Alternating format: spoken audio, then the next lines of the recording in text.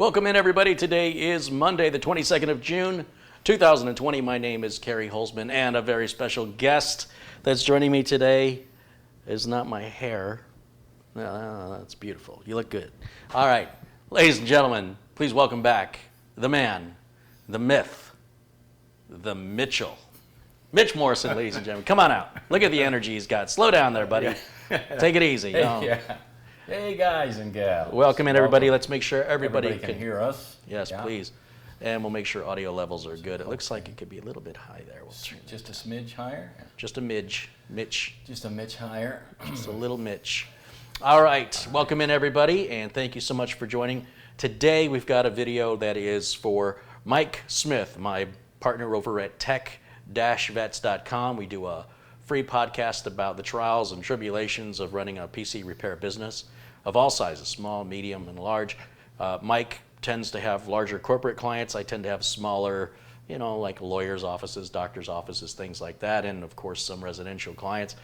And Mike needs another production machine, and he likes what I built him so much, he wants another one just like it, slightly modified, but for 90%. Twin, yeah. Yeah, 90% the same. And we called it the Beast back when we built it for Mike.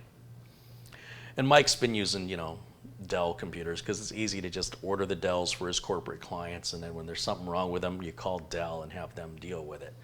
So,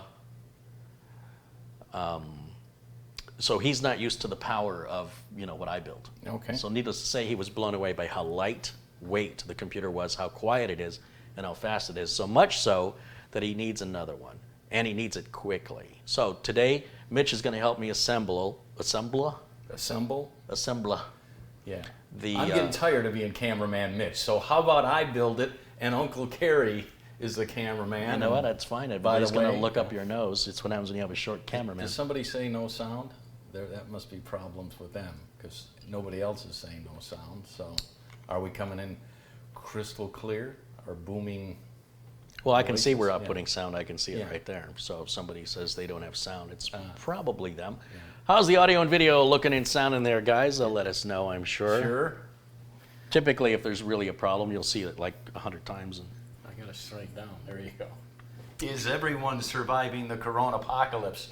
Or as Uncle Kerry... If they aren't, how would they say no? Or as Uncle Kerry says, the Kung Flu. Okay, well, that's good to know. And so... Yeah, sound is going through. Oh, good. Ed says hello to Kerry and Mitch. He actually said Mitch and Kerry, but I thought it was important we had the order correct. Yeah, okay. So you want to build this today? Not really, but I'll do it. Yeah. All right. So what are we doing? So today it's, like I said, it's a similar configuration. Almost a twin. Core i9 9900K, just like before. It's the Z390 Aorus Pro Wi-Fi board, same as before. We're using a 2 terabyte Samsung 970 Evo Plus. Before we used a 1 terabyte. But we're going to pair that with, this will be the boot drive, the main super fast drive, which is like $420. And this is the ADATA XX8100, which is also 2 terabytes, but only $250. It's a little bit slower. We're not going to go with 64 gigs of Corsair Vengeance, but 32 gigs of Corsair Vengeance. And for the most part, those are the only differences. Oh, Mike wants to be able to hook up multiple monitors, and the built-in options on this board, I think it only allows for one HDMI port.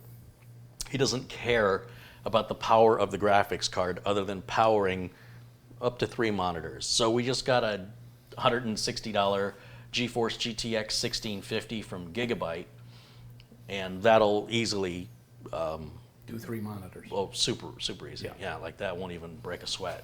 So that's even overkill for what he wants. And then we're using Be Quiet's Pure Power 11. Now, Be Quiet had sent me this power supply for testing or reviewing a while back, and I couldn't find a good appropriate case to use it in. This is 700 watts, and there's a couple of things that I didn't like about it, and I just kind of set it aside, knowing that there'll come a day where it'll find its place. And so today it's perfect because modular power supplies, like what Mike wants, are very hard to acquire right now during the pandemic. So having this already in stock saved me the effort of having to find one and then to wait however long that was going to take to get. Mike also wants the optical drive, so that's what you were holding up there a moment ago. And then the other day when I was installing a Mugen 5 cooler on a repair, the customer didn't want it because it doesn't color match. That's the brand new Mugen 5. It's just out of the box already, that's all. And of course, we're sticking with the Corsair 200R case. What else would you expect? And yeah, that's a rundown of the parts today. It is going to be a heck of a system. If you are looking to build a computer and you don't want to go, you know, crazy cheap with something that's going to be maybe unreliable or maybe difficult to or finicky to keep running, but you also don't want to drop a whole chunk of change on something that's way overkill for your needs. This setup here is I would say a step above the middle. I would put it between the middle and the top, sort of right in between, you know, expensive and mid-range. We're above mid-range, but we're below expensive, in my opinion. Because you can get real expensive by simply, you know, adding another one of those 2 terabyte Samsung, or go with a 4 terabyte Sabre NVMe. You could add certainly a more expensive graphics card, and you could certainly go over the top with the case. So I think overall, this is a really good system, and this motherboard is actually a bit overkill for Mike's needs, but it is not overkill for the parts we've selected. Well, except for the graphics card. But basically, you know, this board offers a lot more power than, say, a Z390, but Mike isn't really going to benefit from it. And I don't really think he needs the Wi-Fi either, but it isn't going to hurt him to have it, and it makes the two systems identical, which I think will make it easier to support. Hugh Wong said, Mitch lost weight, right on. Well, that's because I've been on nothing but a steady diet, Hugh, of buffalo bat wings and bat wing soup. So I've lost a lot of weight.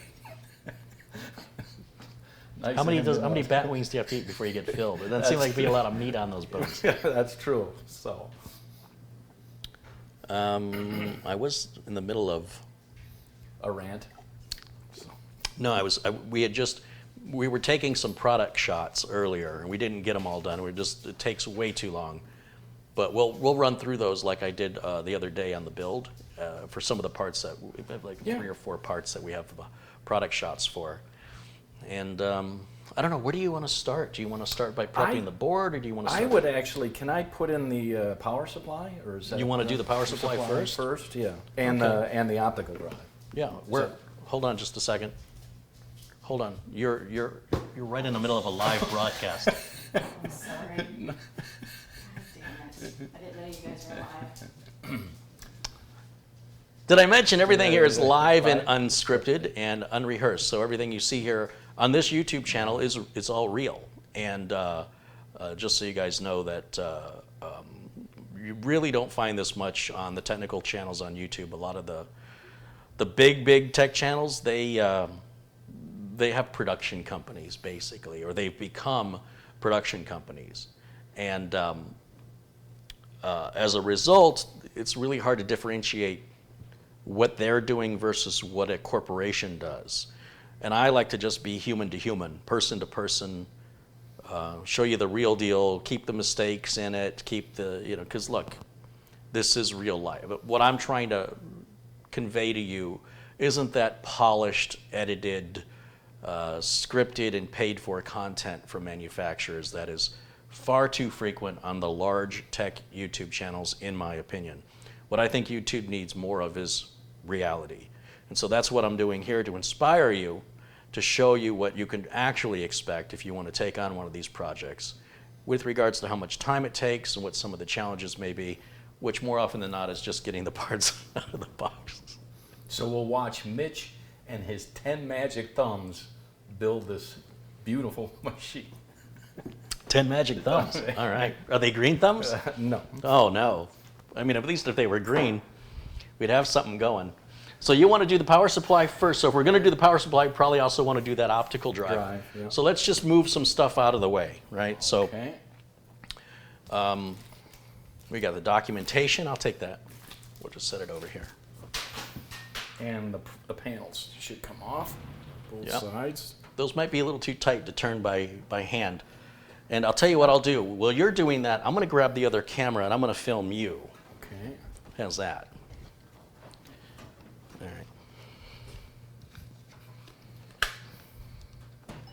Make sure you get my good side, which is both sides. All right, All let's right, let's see. see. You guys want to do the work? Here, take the camera.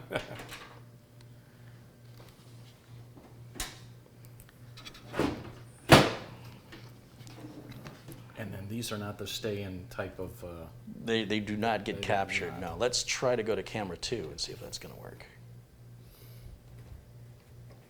Hey, there he is. All right. All right. And we'll take off the other panel.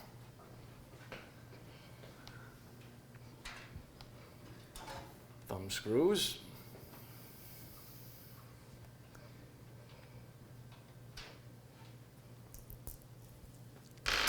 There you go. Just gentle. Gentle. Yeah, you might need a little muscles. Okay. Muscle Mitch. Okay, so we've got both our panels. Now, what do I do with them? Just put them between the garbage can and there so Ah, you don't okay. bump into them. And they'll stay safely protected from being knocked into with our feet. And I don't think Mike will like the artistic denting.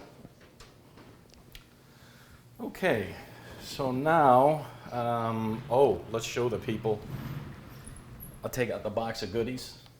That's always included with the case. Yeah? How do I do that? From this side or this side? It's, Take a look at it. Take a real good look at it.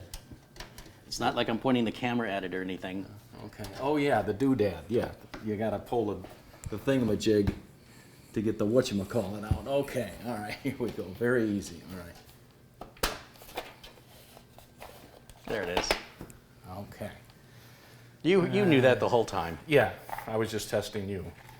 So should I open that or no? I mean, there's parts in it. What do you say? We don't need any of those things right now. Okay, all right. How about the optical drive? Okay. I'll install that. Okay, now, I know Carrie likes to do this. Is it you push it out in or out? Is it Out. easier? Seriously? Out? Push straight out. Push it right out. No, I don't want to break it. No, it doesn't matter if you break it. My eye! All right. Okay, we'll save that. All right. And watch how easy this is. Let's see if you can do it. Can he do it, ladies and gentlemen? Place your bets. Okay, no more bets. Now what are you going to do? What's stopping me now? Okay. Ah, okay. Gently. Don't bring it. And then Now, how are you it going should to... lock right into place. It should just lock right into... Like I said, it should lock right into place. And there. Nicely done. Okay. I never, ever have that problem. Power supply. What have we got here? We've got the... Be quiet. Yep. Which is what I always want Carrie to be. Yeah. All right, so Good luck with that one. 700 watt. Is this fully modular? Fully modular. Let's see what's in the box here. Is there pizza in there? No? This Oh, is, it's semi-modular. it's semi. Wait, it's not modular at all. all. Oh, I thought that was modular for some reason. What was I thinking? Okay, so it's not modular. Is that okay? It's fine. Sure. Yeah. Yeah, no problem. Okay. Wait, what else is in that box? The power cord. Ooh, and they include some nice zippy ties. Oh, okay, some nylon cable ties. And then an empty box or anything else? That's it. Documentation, nothing? Okay, so be it.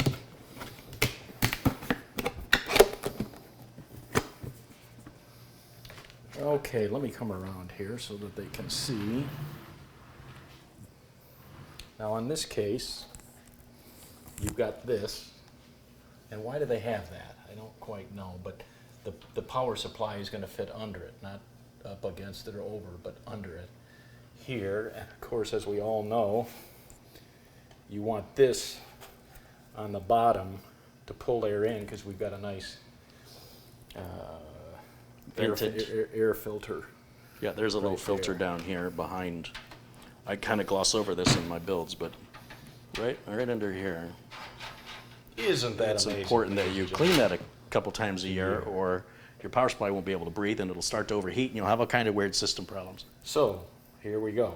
Put that, just kind of put it under there, set it down, and then you just want to kind of push it. Let's take It's got to go all the way against the back. All the way against the back. How's that? And then push it all the way back towards the back. Just like that. And now we can secure that with screws. Did it come with screws, or screws not in there? No. Is that what they did when you were a baby? Yeah. Because that would explain something. Okay. Oh, here they are. Oh, they are there. Okay. They certainly had me going there for a minute. Okay.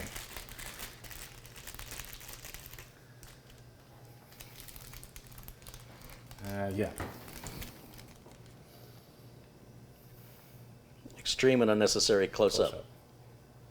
All right. Without focus. All right, let's see. Yeah, Should we have what's number 2 screwdriver here? This one? Yes. Yeah.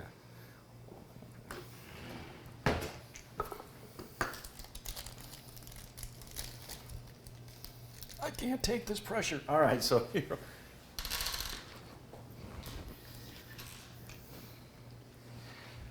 here we go, right here.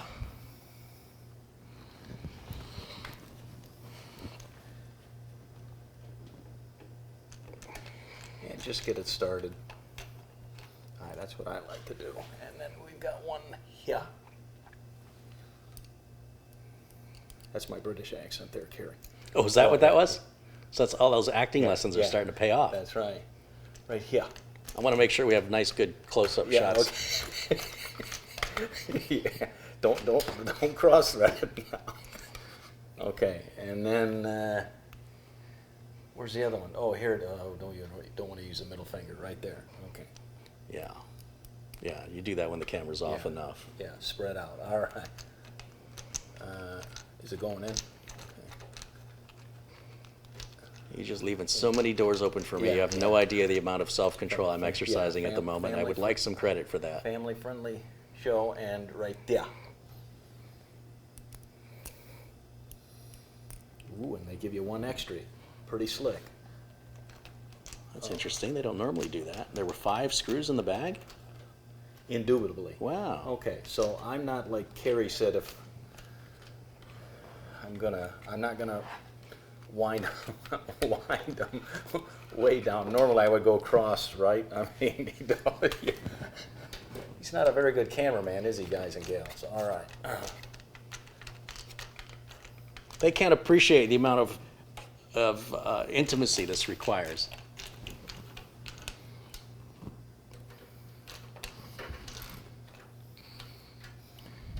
And then I'm gonna let Uncle Carrie test my work and let him tighten them up. Wow, that was really loose. Did you even try? No, muscles Mitch's. Hasn't gone to the gym, all right.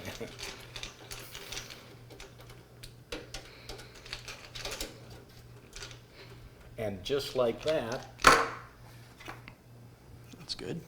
we've got the power supply secured. Now, well, we've got the case open and we're prepping the case. Case.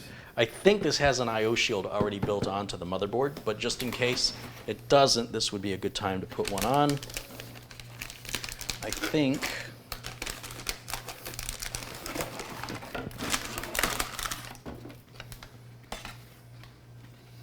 Right there. Take it. I got it. I ain't got it. All right.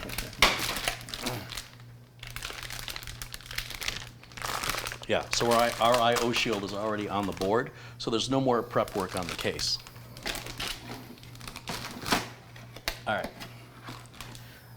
So now we can prep the board, and I think this is something you're going to need to do, because I think you need to practice. Okay. Yeah, exactly.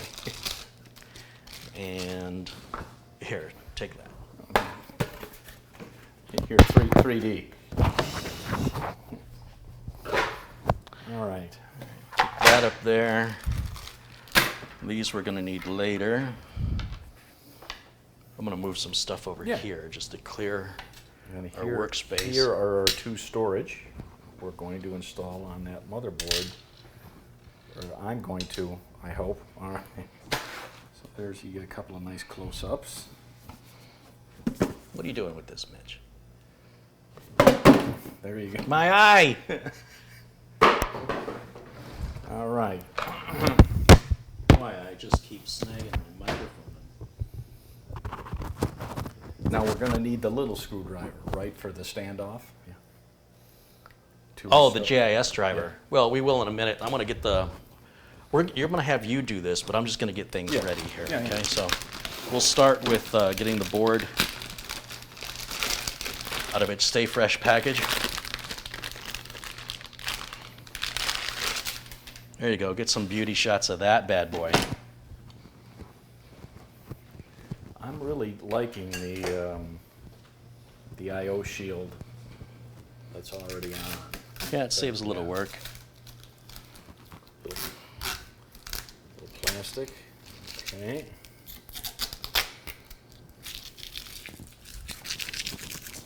Sound effects. All right. ASMR. All right, so that's the cooler. We don't need that just yet. This graphics card we're not going to need till the very end, so I'm going to set it over here as well and get it out of the way. And oh, we got to get the CPU out of its dodecahedron or whatever this thing is called. QB. So, you know, I did a pretty good job last time with this. I was, yeah. Right? All he did was complain about how difficult this was to open, and it took 2 slits, and boom, he had a crack like a freshly laid egg. Sounds like a happy egg. All right. Of course, that'll never happen again, but hold me wrong. Yeah, maybe. Let's see if we can go 2 for 2. So you cut the tape on one side and go to the exact opposite side, and there'll be tape there as well. And the tape indicates where it's going to split apart.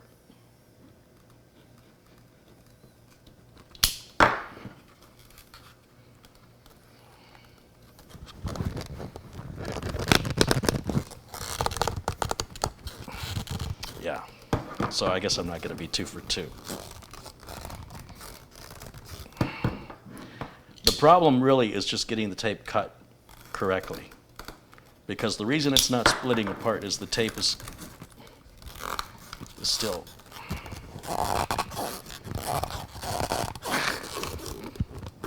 That's some strong tape. No, I'm just really weak. Okay. Okay, I felt the tape get split that time, so that should totally, any day now. 6 hours later. Almost there. Well, smoke them if you got them. I've seen childbirth take less time Yeah. than this.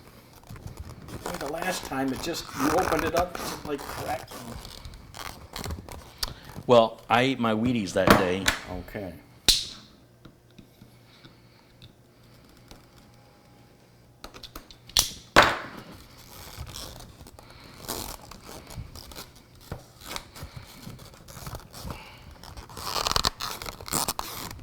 This is the hardest part of building a computer. Can I just say? Yeah. Now that's entertainment, folks.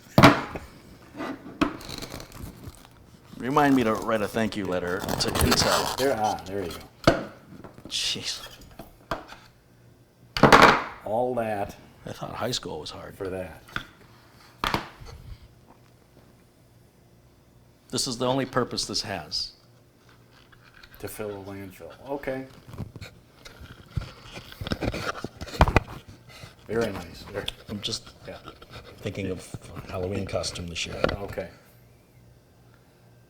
I like that one better. It covers your face. All right. So, what is this? A 9.9? Does this look good on me?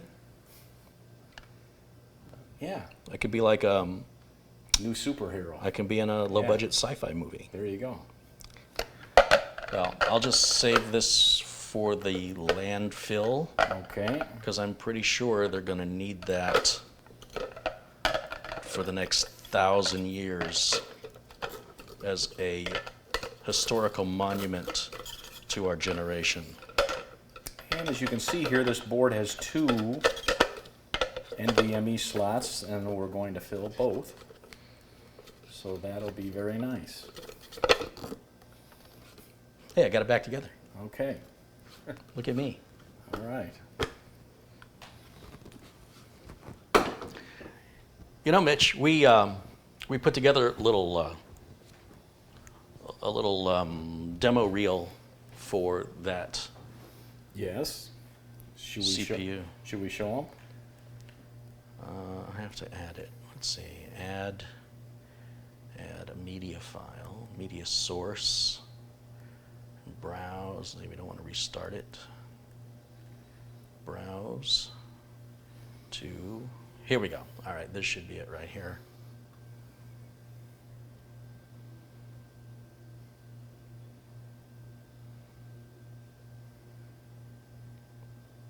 That took 4 hours. Yeah. No, it took 2. Hey, I'm up here.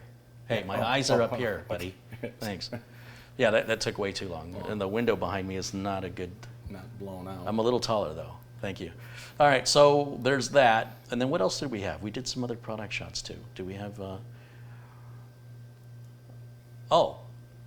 We've got the Mugen 5. We're going to do the Mugen 5. Look how beautiful these shots are. That Mitch and I worked for hours on this. There's your LGA sockets there, more LGA sockets there, and more AMD sockets there, and there. Ooh. Wow, slick. that was almost professional Yeah. without the Subway cup in the background. And then Somebody left their Subway yeah, cup back there. I wonder that was me. who that was. Yeah. Show 'em Were you working on the Game of Thrones final season? Because yeah. Show them the graphics card one. oh, for the graphics card, we've got the 1650.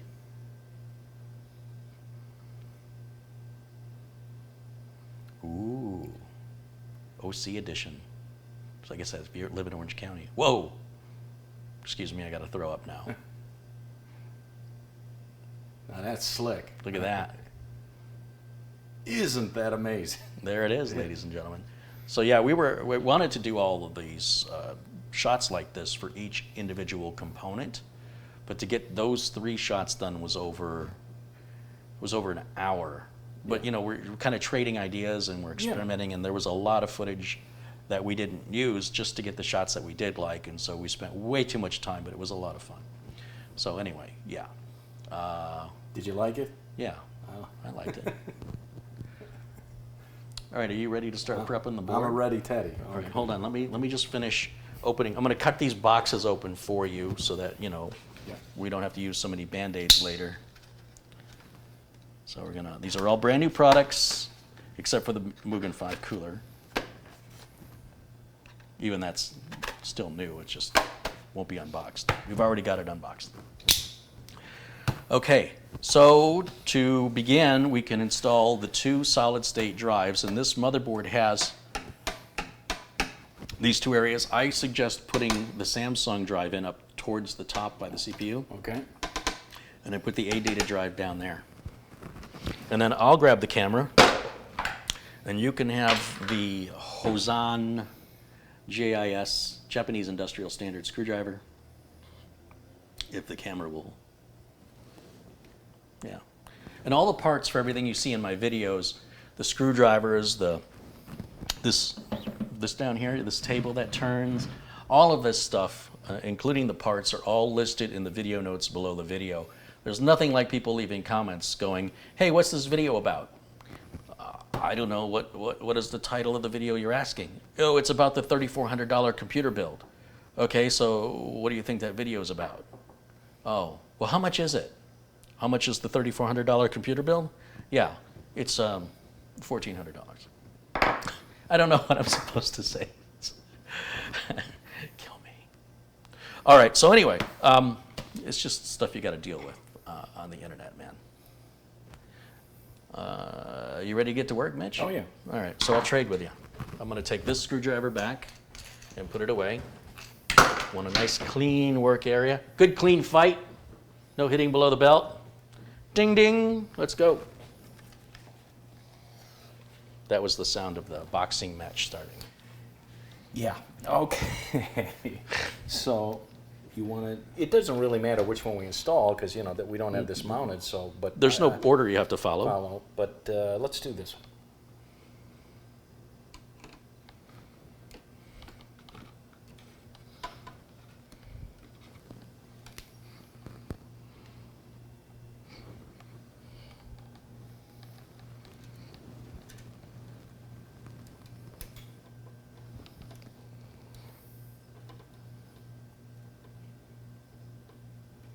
You know, a screwdriver might help. Oh, here's one right here. What do you got going on down there? Oh, you're taking that little tiny screw out. I gotcha. Now that's going to lift up and slide out. Yeah, there's some tape on the bottom we're going to have to remove, but not just yet. So that top slot, that's generally the fastest slot on the board, although I think on this board they're both the same speed, I think. But regardless, I like to keep everything consistent. So let's put the Samsung 970 Evo Plus into that slot we just made available.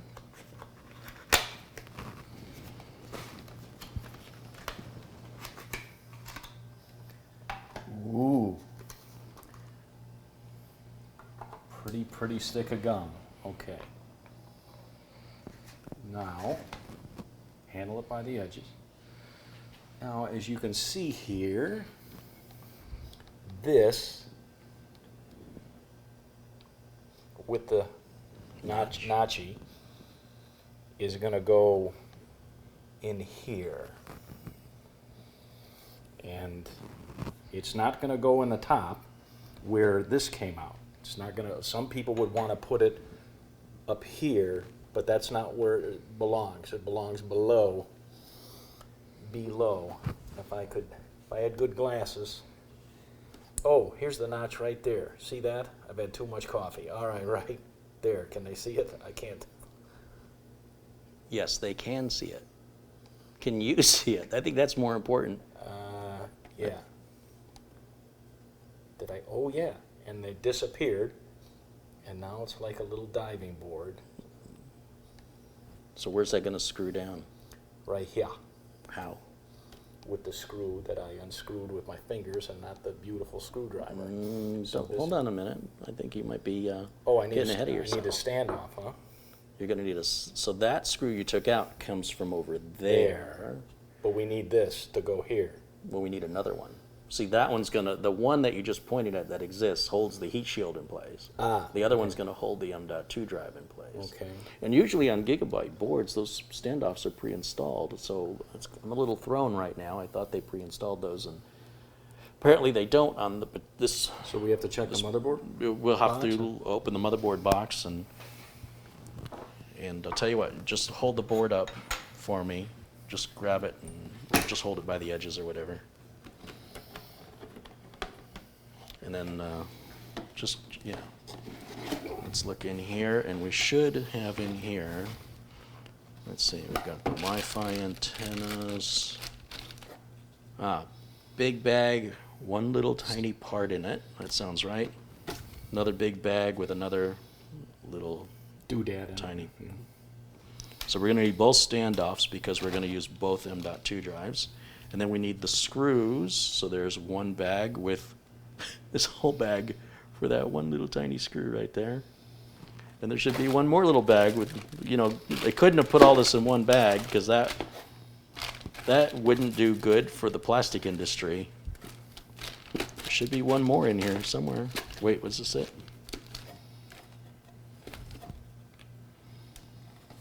Yep, there's a giant bag and tiny screw. Okay, don't need anything else from inside of the box, so we'll close that back up. Then you can put the motherboard back on there. Thank you, sir. So what do I need? I need this. You're going to need the standoff and the screw, and you probably want some scissors. There are some scissors in that drawer, by the way. They're sharp ones, too.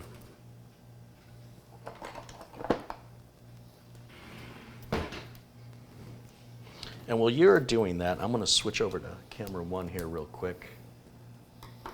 I might as well cut all 4. I need them all, right? Yeah, go ahead and cut them all open. Yeah.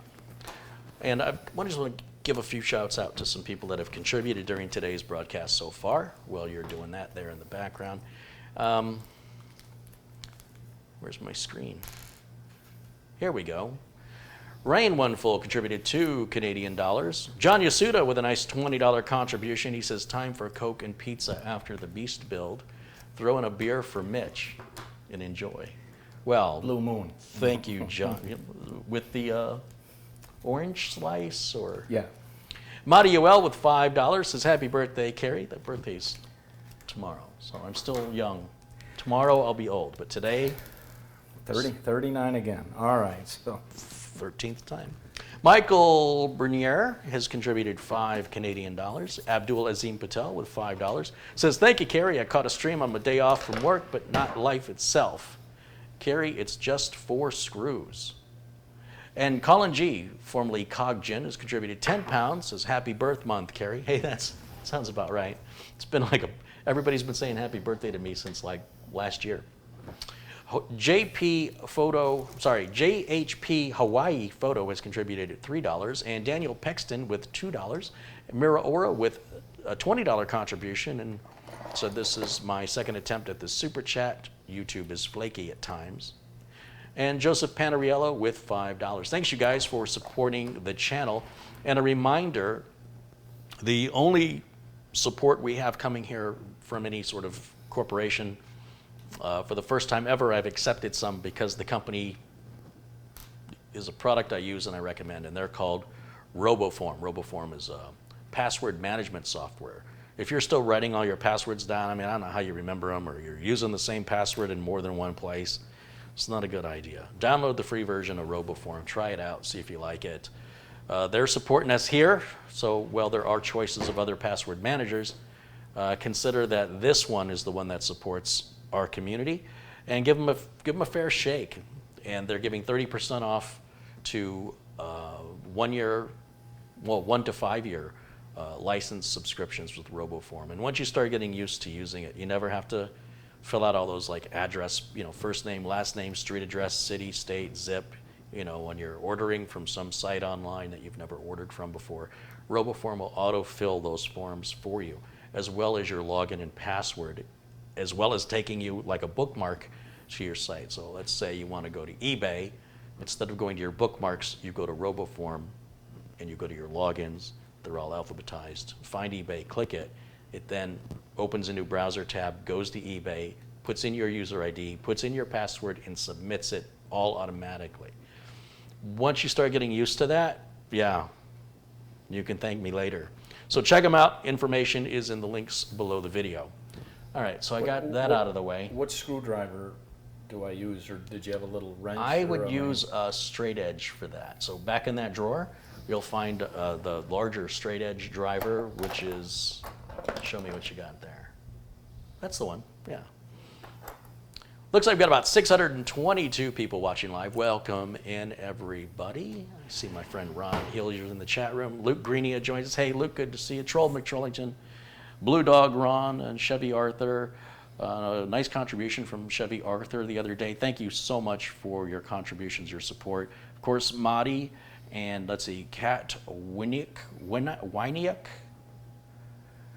Awakened, Aurora's Team Jeffrey, Scott Maxfield, and I'll say hello to Jacob J. and Gabriel Granados, Sharon Idle, and John Paul Bacon. Hello to 3J Jersey 24, and to John Williams, Saraz PC, Michael W., Edwin Ojeda, and Paul Garrett, Michael W., John Brentford, Wex Rex, and just a random shout out to, of course, Peter Laycock, David Hale, as well as Stephen Bernstein and El Kui and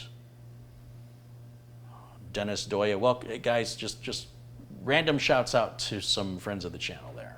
Not all the friends, just the ones that come to mind in the moment. Now, should I take the take the M.2 drive out to put the standoff in? Because it's going to be awful tough to put the standoff on with the diving board up. Yep. What do you say? Yes, you should. Should. You Okay. should do that. And I'm going to switch back over to camera 2 here, and we'll go back to these close-ups.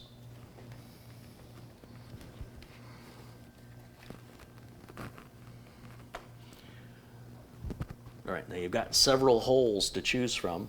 Which one will you use? This one. That is correct.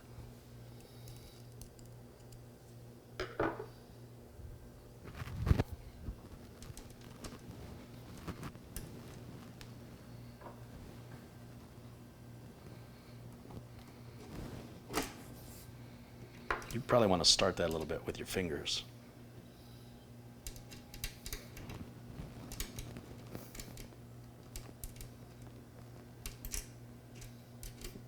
Seven years of medical school for nothing. All right. Let's see. Ah, there you go. That's what I'm talking about. Yes, indeedy.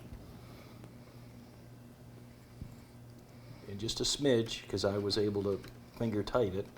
But here, we'll just do a smidge. Good enough. You want to test my work? You don't believe me? No, I think you're Very good. going to be just spot on with that. Back again. Nachi, nachi. Nachi, nachi. Those are big words I'm using. Okay. Wait a minute, your hand is really in the way. Can you do that without using your hands? Everyone's a comedian. Okay. Yeah. Some of us are actually funny. Ho ho! Yeah, I went there. Diving board. Wrong finger. Man, this diving thing board. does not want to focus on you at all. Hold on a minute. I'm going to turn autofocus off. Okay. Because this thing is just Yeah. not cooperating at all. It's got a focus feature that is supposed to identify faces, but it's got no face to find. Is it the manual up here that you need to turn back? No. Okay. Oop, wrong. Will this one take this? No, I need a little screwdriver for that. That should be the right driver for This that. one? I don't know where you are. Hold on. No. This one? Yeah, that's the one. I don't believe you. All right. Oh. Wait a minute. Let me see if I can focus this thing. Wait. There it is. Yeah. That's what you call a close-up. I can't take this pressure.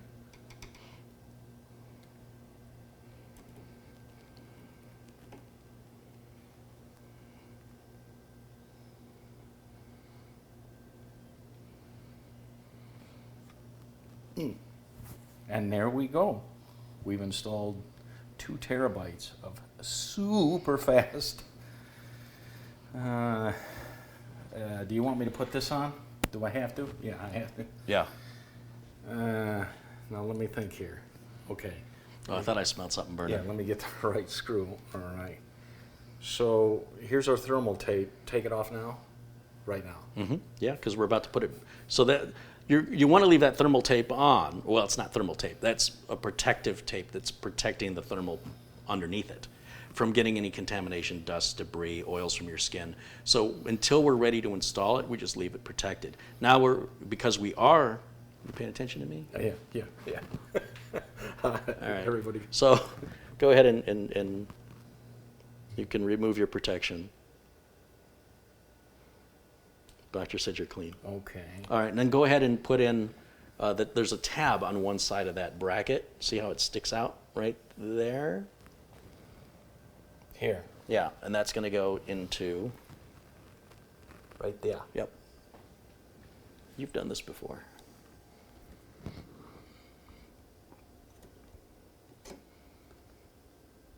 Just like that, right? Or does it need to go in further? No, that's it, isn't it? Look at the other end. Mm-hmm. The other end and where it aligns with the standoff will guide you to how far in or the depth of the socket. I think I'm there. I mean, Yeah. What do you think? Yeah. And then the screw you put in there is going to be this screw right down here that we've removed. And if you've noticed, it's got a little shoulder on it. I don't know how well the camera's picking up that. Oh, wait, move your hand for a second. I'm just trying to get a nice little zoom out on that. I had it too. Darn it. hold on a minute. I probably have to put it in manual focus again. Could have fooled me. This wasn't rehearsed. I think they lie. I think they've rehearsed this to perfection to make it look like it's not rehearsed. It's all a conspiracy. There it is. Okay, so that screw has a little shoulder on it. So it's a little different, and you have to use that screw. Okay, that's the one that came out. And we're going to put it right back where it was, which is over here.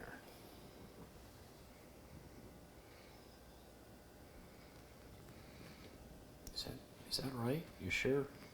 Did I put that on right? Yeah, why are you second guessing?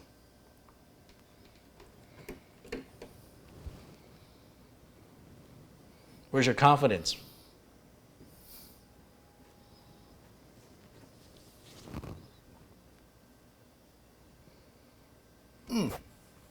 Isn't that amazing? Yeah, and again, that doesn't have to be super tight or anything. Like, just the way you tightened it was perfect. You snugged it up, and it goes just a little beyond that. Let's do the same thing now with the other one. We're having fun now. Yeah, we're flying.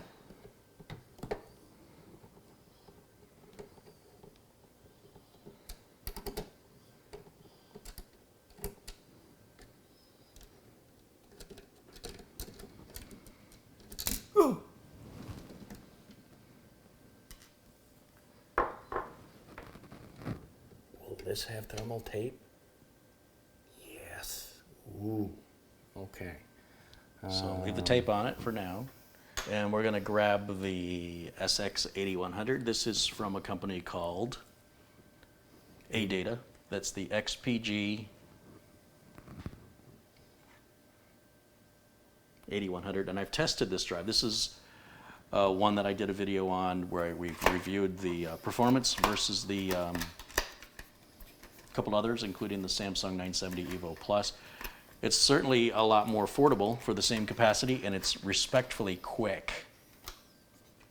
Now, you'll see the XPG comes with its own little, this is like a heat spreader or a heat sink, and we don't need that because the motherboard comes with one. So this part here, just keep it off, do not apply it. You don't want to put a heat sink on top of a heat sink.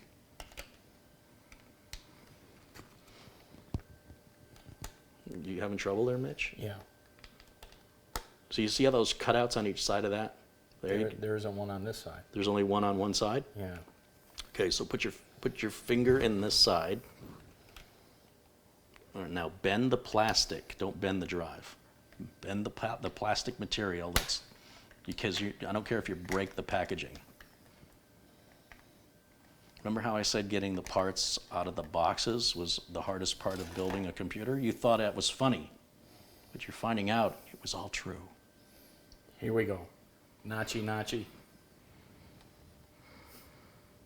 Yep. Two notchy, notchy.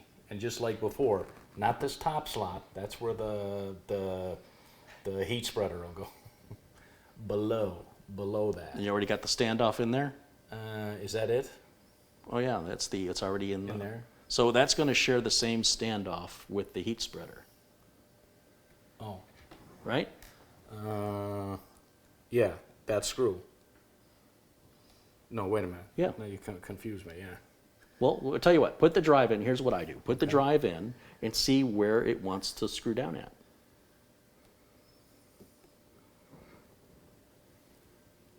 Oh, no. You're blocking my light. I know. I just want people to see this for a second. Hold on. Stop what you're doing. I don't think they quite understand what it takes to film close-ups. Yeah. So this is You ready you see the Goldie goals? this is what it looks like. So he can't see what he's doing because the camera lens is covering up his hands. And it's really hilarious to me, but you guys don't know what's going on. So anyway, now you know why I'm cracking up over here. All right. Till the gold disappears. Still another Wait, I diving didn't board. see it. Put it in there. Take it out. Do it again. All right. So what'd you do? Notchy notch with the notch right there. So you're blocking me. That's, Okay. so here we go with the notch till the fingers disappear. All right. And that is going to line up with that standoff that's already there. And that's the standoff used for the heat spreader. So that's interesting that the heat spreader, when you put the heat spreader back down, Okay. it will at the same time hold and secure the... So we don't need this. So the other, yeah, so what is that for? Oh, you know why that's there? That's if you're putting, take the drive back out of there. So that's an 80 millimeter length drive. It's 80 millimeters. But you see there's other shorter drives available. Gotcha. That's the only time you would need to use that, the little extra standoff Okay. that was included. So yeah, we'll put that back in a little Ziploc and keep it with the motherboard. Take 70. All right.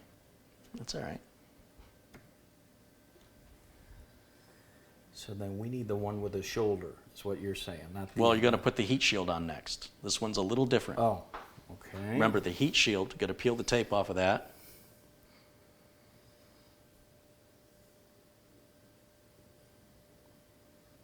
You nervous, Mitch? Or? Okay. All right, and then tab into the slot.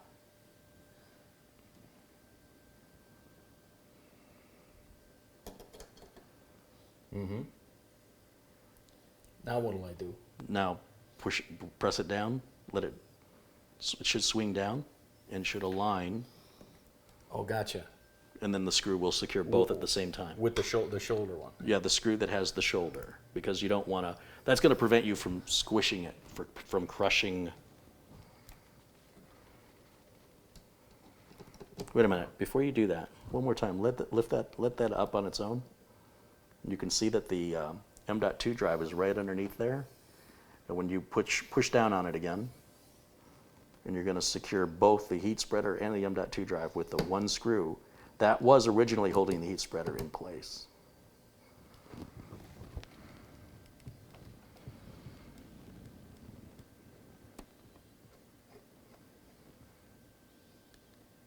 It is an artist at work. Look at that, it's beautiful. So both storage have been installed. This guy. Here, do it again. All right. All right. It was an action shot. Okay. So the next thing we can do is put the CPU in. That's pretty straightforward. There's Do the I- CPU right Do over I there. have to? I'd rather have you do No, it. no, That's you a have lot to of do mo- it. It's a lot of money. I That's have all to right. do I'll take it out of your check if you okay. screw it up. No pressure. In front of all these people. Yeah, You have, yeah. Look, there's only a few people. I don't want to make you nervous. I think we have like 10 people watching. Oh, well, that's... Times 73. All right, the Core i9, that's our processor. If I can- Victor says you can do it, Mitch. Okay. Famous last words. So, what does this go for retail? $510, I think. It's just a car payment. I mean, you got 60 of those typically. I was trying to see if I could focus on the... There, now we can read it. Now, this is how you open it. This is money here. Yeah, you're making me nervous now. That's not helping. I gotta release this first, right? Yeah. You wanna, here, let's get rid of these screws. All right, you want me to turn the board or anything? Gotta lift this up. I don't care what you do. Okay.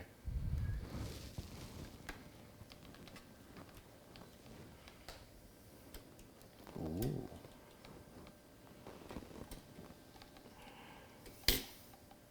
I can't take this pressure. Where's my little, Hey. oh, here's my little arrow right there. Yeah, there's a golden, well, there's a white triangle that he's pointing at. Right there. I mean, look, I don't have to point the camera. Okay. You got to be able to see that. And then if you look at the CPU, there should be a little gold triangle. When you take that out of the package,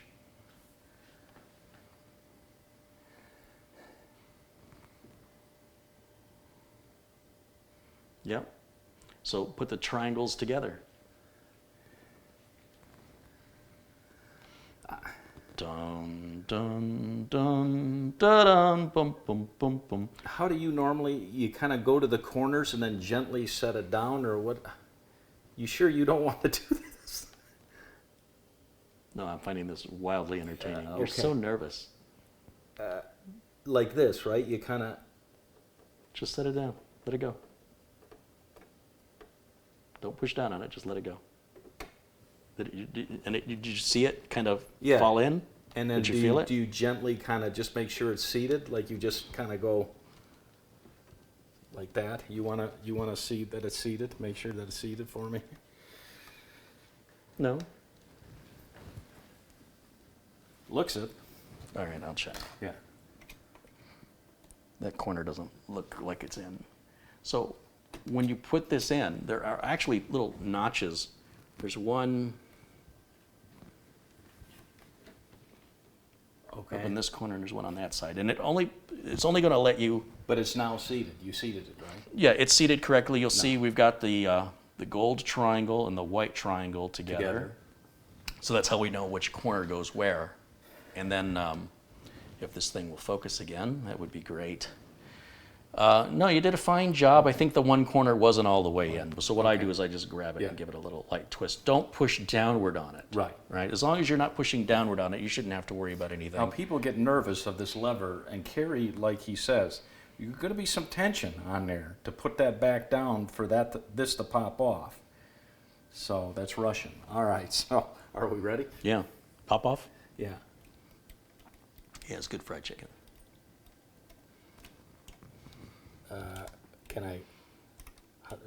Will this stand up on its own? You just need to let that go.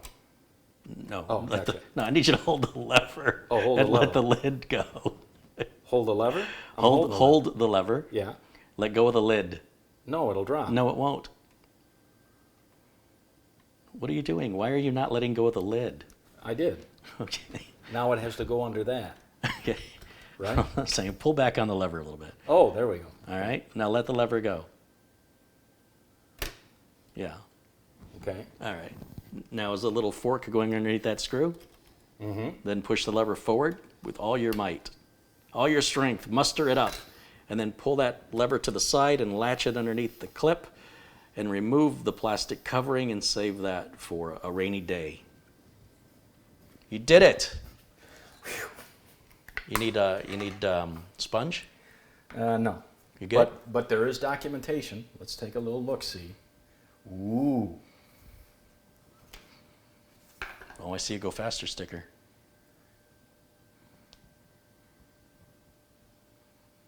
Yep. And also in the Samsung packaging, do you grab that white Samsung package there that the M.2 drive was in? Ah. Do you see the little finger cutouts on the sides?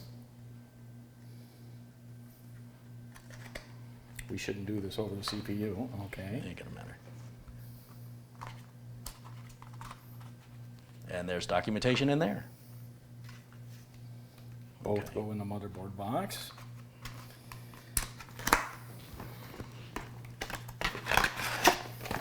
All right, let me switch back, give my hand a break here to camera one, Okay. and we'll say hello to the chat. Hello, chat. What's happening? Ooh, we had a $50 contribution. Boy, I should turn my back to the camera more. Please. I think they paid $50 to not see me.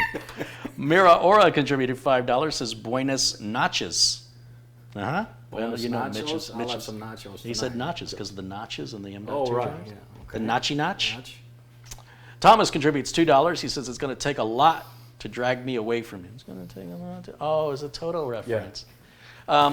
Hugh Wong contributed to... Sorry, it took me a while to get that. I'm like, that's a lyric from a song. I don't know why I didn't...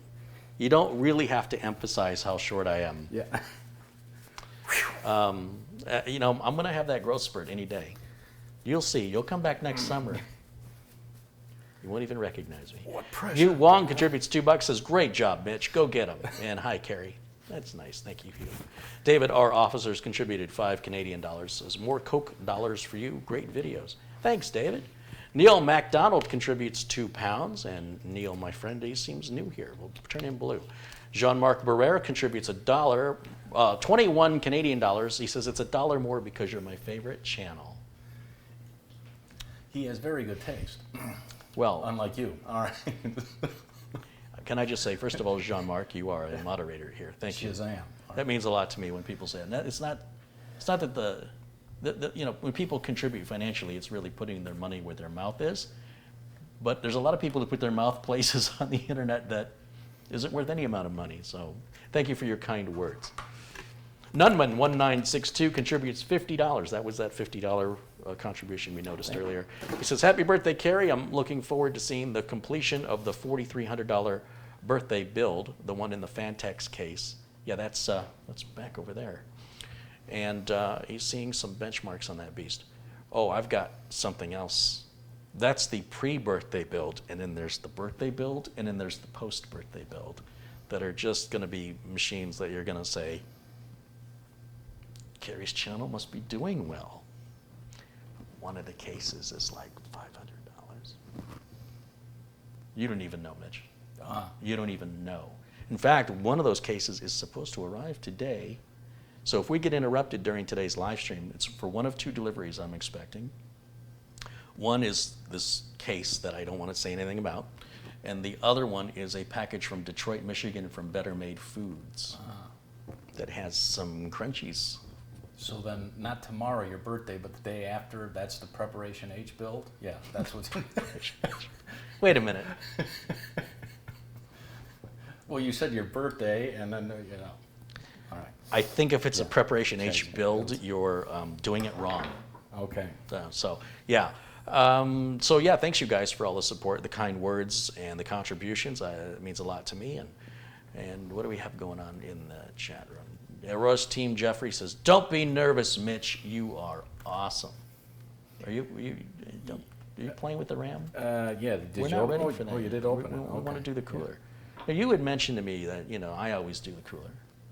Yeah. You wanted to do the cooler. Yeah. Mitch, but, it's not going to make you any cooler. No, so I want you to do it. No, I'll do the camera work. not at all. I feel like if I'm going to pay you, then you're going to have to be micromanaged by me. That was a ship in a bottle. Okay. Let's see a couple other contributions. George Z contributes $2 and says, it's nice to see you and Mitch. Very nice. Thank you, George. We'll make you a moderator as well. Reverend John O'Toole's contributed $5. He says, this is for Mitch. What a guy. What a guy. I thought Johnny was on my side. All right, hold on. Wait a minute. You make me do this on camera. People think I'm taking Mitch's money on. Hold on.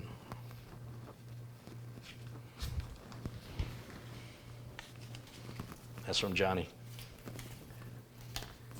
All right. Mitchy likey. You're buying dinner tonight. Thanks, John. All right. All right. All right, now, there's my buddy Ron. So I sent Ron, for people that were following along, I built that Leon Lee Mini ITX build. I finally got that out to Ron, and it's locking up on him. And I think we have a RAM incompatibility problems.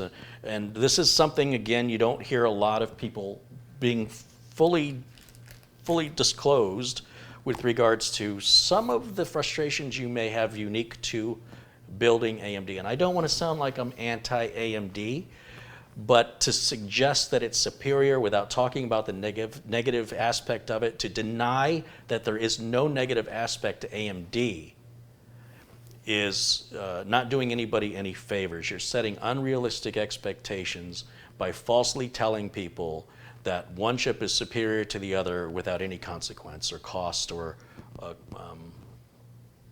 potential frustration that you wouldn't have otherwise. And the same is true for Intel, by the way. There are good things and bad things about Intel, and there are good things and bad things about AMD, and there's good things and bad things about Mitch, and just only bad things with me. Oh, yeah. It's time for your medicine. Yeah. Did you take your pills today? Anyway, so here's the thing with AMD. I've talked about in the past how you have to manually, go and get the latest chipset drivers. I mean, you will get them eventually, but if you want the latest and greatest security, reliability, performance, you've got to check that site. About every 2 to 3 months, AMD updates it, and they don't tell you. I don't like it. 2, RAM compatibility remains an issue with Ryzen chips. So my friend Ron's doing some research to figure this out, and he's finding that none of the 3200 speed RAM seems to be working, or a lot of people with 3200 speed RAM, regardless of the manufacturer, are having some difficulties with compatibility with Ryzen. So in this case, I've built an entire computer. I have installed Windows, and I have given it a moderate test. Like, I didn't really do much other than benchmark it. And it passes the benchmarks. It should be fine. I sent it to my friend. Now, my friend isn't simulating tests. My friend is actually using this computer. You know, imagine that. And in the process of using it, within the first day, it locked up twice on him, and it continues to lock up today. I've asked him to reseat the RAM. I've asked him to take one module out, one at a time. I've asked him to, my friend Ron, I've took him under my wing, and I taught him the ways of the carry. And he knows how to repair and build systems the way I do it, right? So I've only done that like for one person, and then he moved away. So let that be a lesson to you before you make an investment. Anyway, so I trust him to do the work. I know he's doing everything correctly. And I had him go into the BIOS and manually adjust the BIOS timings that the RAM manufacturer reports, and it's still not running at the right speed. So I'm gonna send Ron some different memory, and this is an important lesson to be learned here for me, because what if this was a customer? What if this person said, here's the money, tell me what parts to buy, I make these recommendations, I have no problem with it here, I ship it, and then the person's gonna have to ship it back to me because they're typically not gonna have the skill that my friend Ron has to go through these diagnostics. And I can promise you, if it was an Intel build, this wouldn't be happening right now.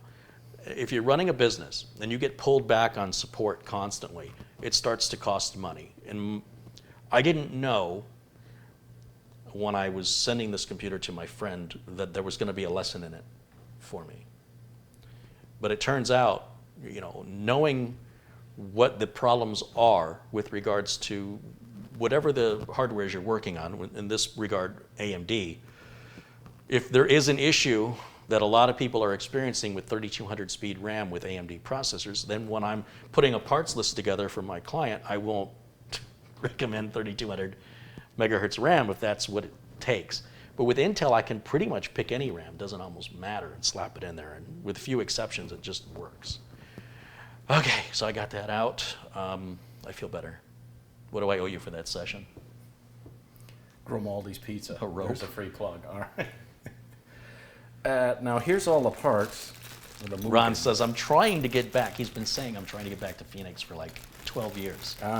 Any day now. I'm sure it's going to happen tomorrow. Well, you'll love it. What was it today? 108, 109? All right. Was it 109 degrees? Yeah, something like that. It's just too hot. It's a bit toasty, but it is a dry heat. The way of carry. Yes, that is correct. Don Milda says, hey, hit the like button to show your love. Yes, ladies and gentlemen, if you want to share a little kindness, which I know isn't popular on the internet, anytime that there's a video you enjoy, you should just take a moment to hit there's like a thumb. Which way does it go? This way? It goes that way. And that lets the content creator know. Coming out of here.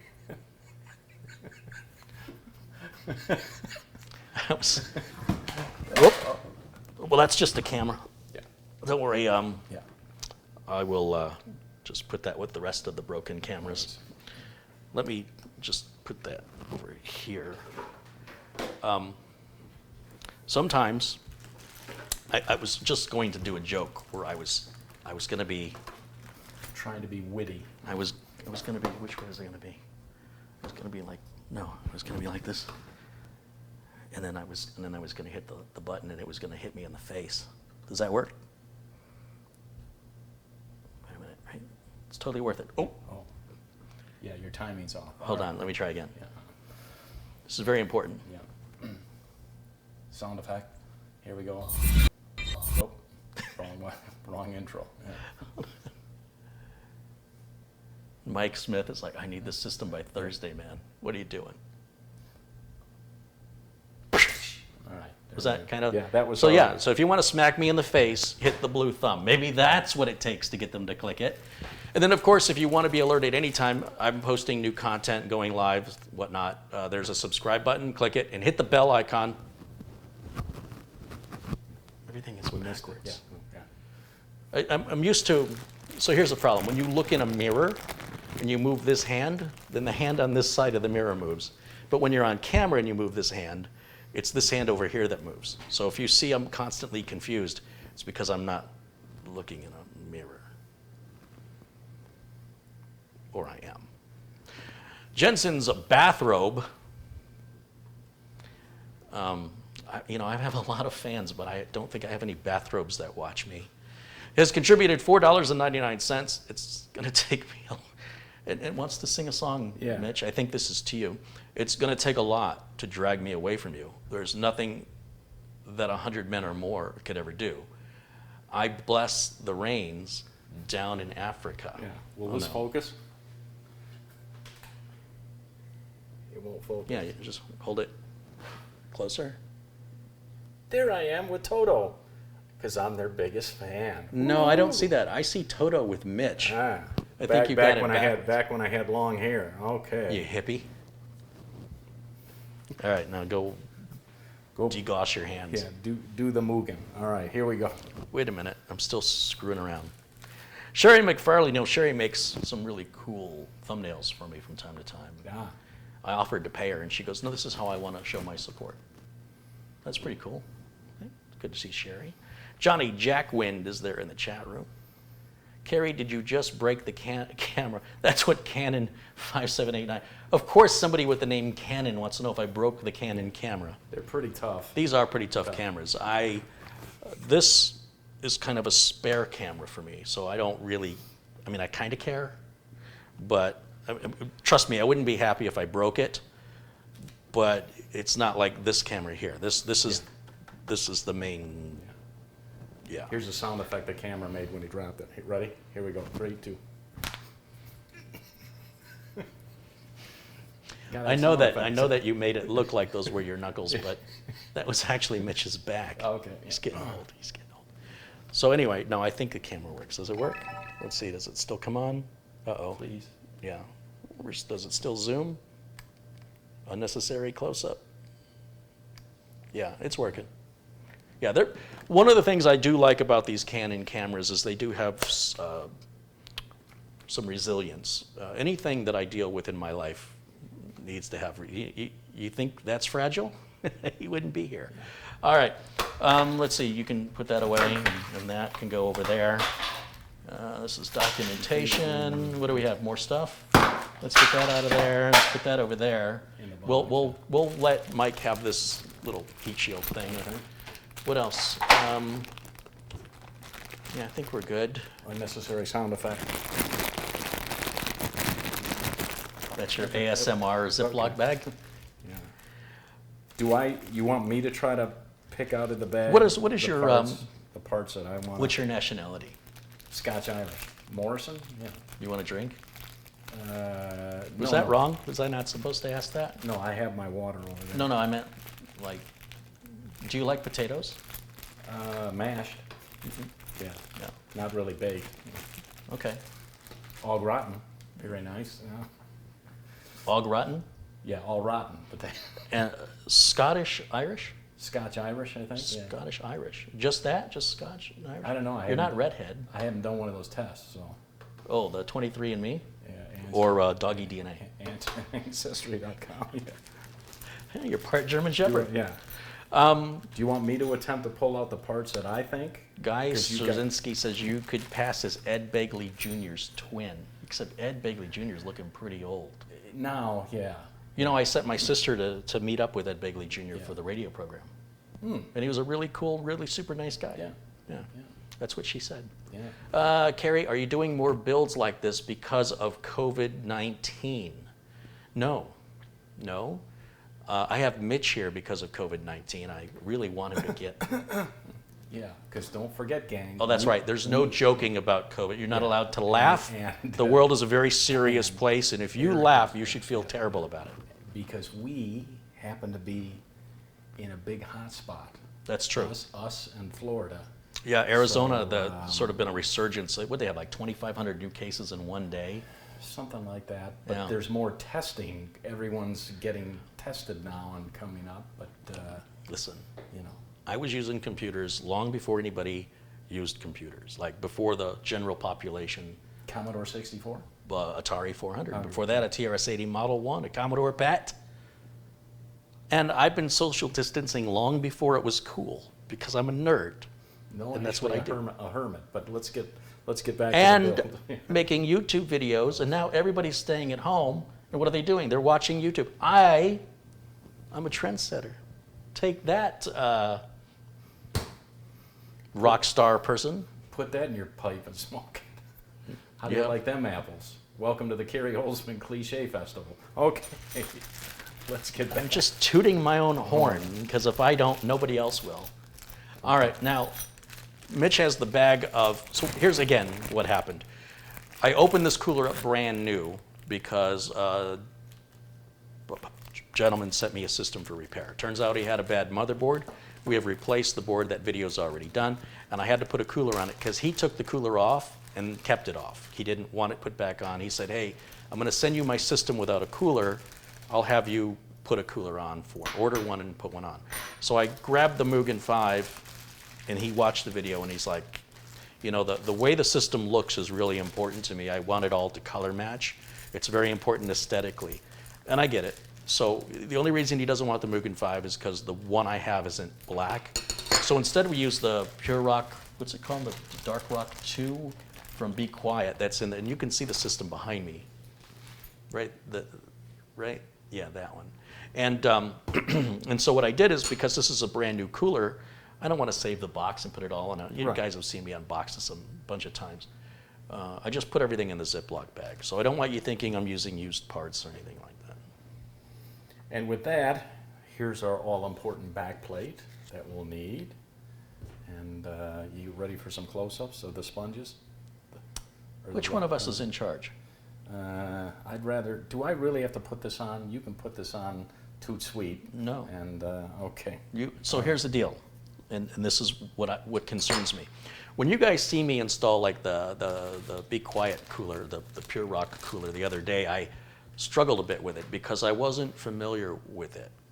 And because I do everything live, unrehearsed, and unscripted, I'm trying to show you that even with years and years of experience, sometimes the reason why things on YouTube look easy than it is for you to do it isn't because you're bad at it or you lack skill. It's because the person on YouTube probably did it over and over and over again, and then when they put the edit together, it looks like they got it all right the first time. So when I show you myself doing the Mugen 5, this will be like the 117th Mugen 5 I've installed. By the way, Jerry over at Scythe reached out to me, and he said, we really appreciate how you're, pushing the Mugen 5. And I said, well, I'm not really, financially incentivized other than I want my customers to be happy. And I don't think that the Mugen 5 is the cooler that's going to make your CPU the coldest. But I think it's the best valued cooler out there for what you get for the money. So I was going to say it's not the best cooler, but that's not the right phrasing at all, because best may be what's the best value, or maybe what's the most effective cooling, or what's the easiest to install. Anyway, long-winded, short story is you can do it.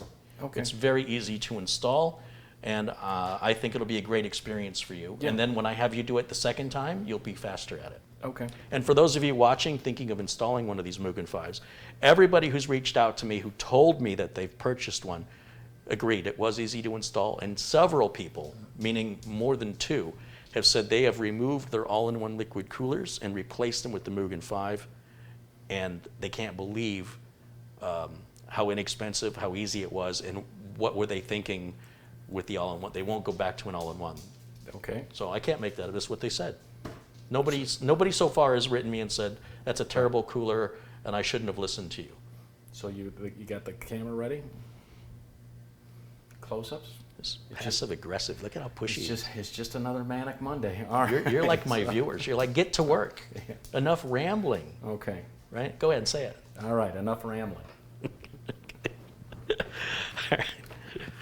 Close-ups, close-ups. Just try to have a little Okay. fun. Excuse me. F-U-N, fun. What'd you say? I said F-U-N, fun. Okay, now here is the back plate for the cooler, and can you see, again, the rubber, is that, yeah. What do you call it? Backing. Look, let's be Yeah. clear. There are technical terms here, and that's called the prophylactic. Okay. No, wait, that's yeah, not right. There's foam pads. And this is what goes against it. This And I'll goes show against you- it. Yeah. the When you say motherboard this goes against it, what is Yeah. this and what is it?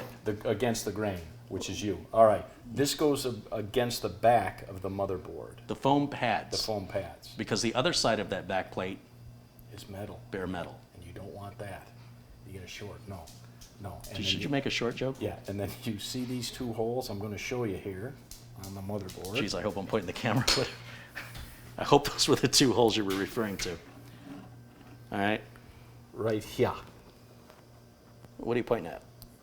This. Those and nipples? this. Yeah, don't get graphic. All right, so this might be tough. Well, you don't get graphic. No. So That's what a graphics card is for. ideally, you want that, those two. You want what? These two holes Yeah. to go like this. To look like the back of your hand? Yeah, let me do it the other way. It's not going to work. You're going to have to turn the motherboard up. Right. Go ahead, turn the board up on 90 degrees up. Okay, what do I do with this? Just set that down for a moment. It's all about the camera angle here. Pick the board up like this.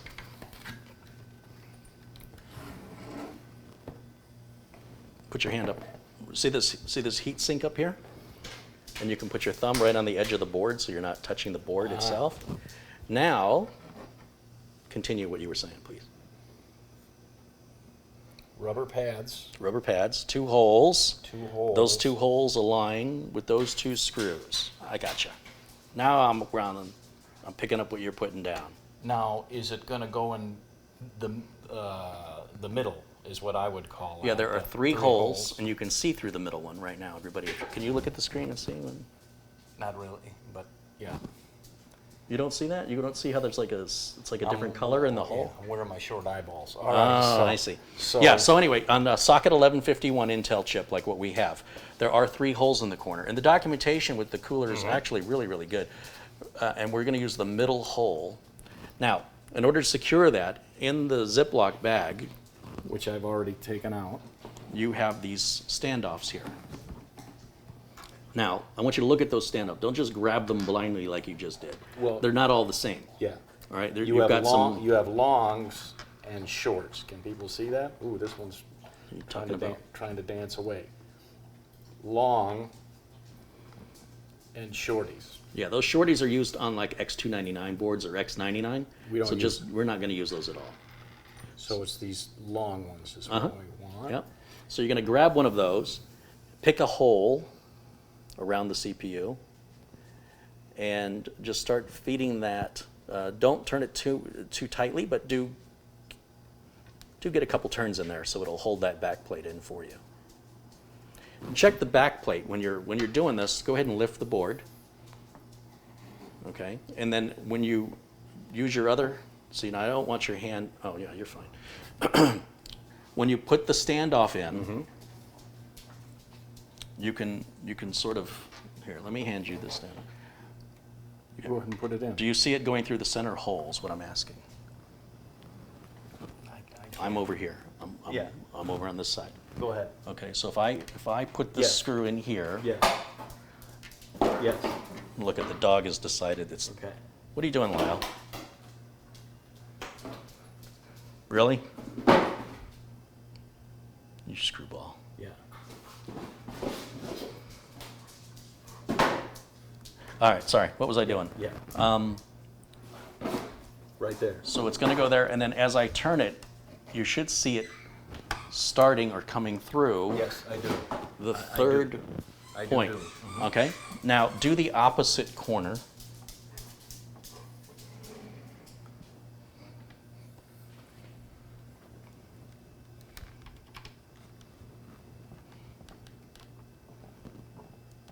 I can't tell. That's okay. Go ahead and take a look. Flip the board back up. And do you see the screw started in the opposite corner? Is that it? That's not the opposite corner. Is that where you put it? Yeah. Wait a minute. If I put one here, then the opposite corner is here. Oh, right there. Yep. And as we can see,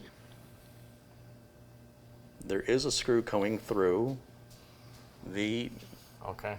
middle hole. If the camera will, this camera just doesn't want to focus. It's almost like somebody's dropped There it. it is, yeah.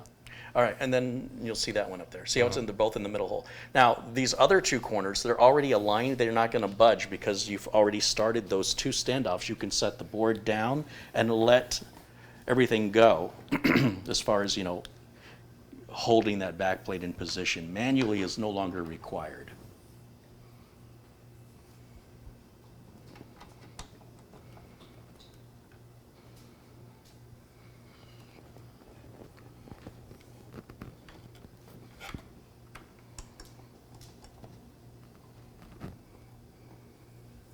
Okay, now grab that flat blade screwdriver.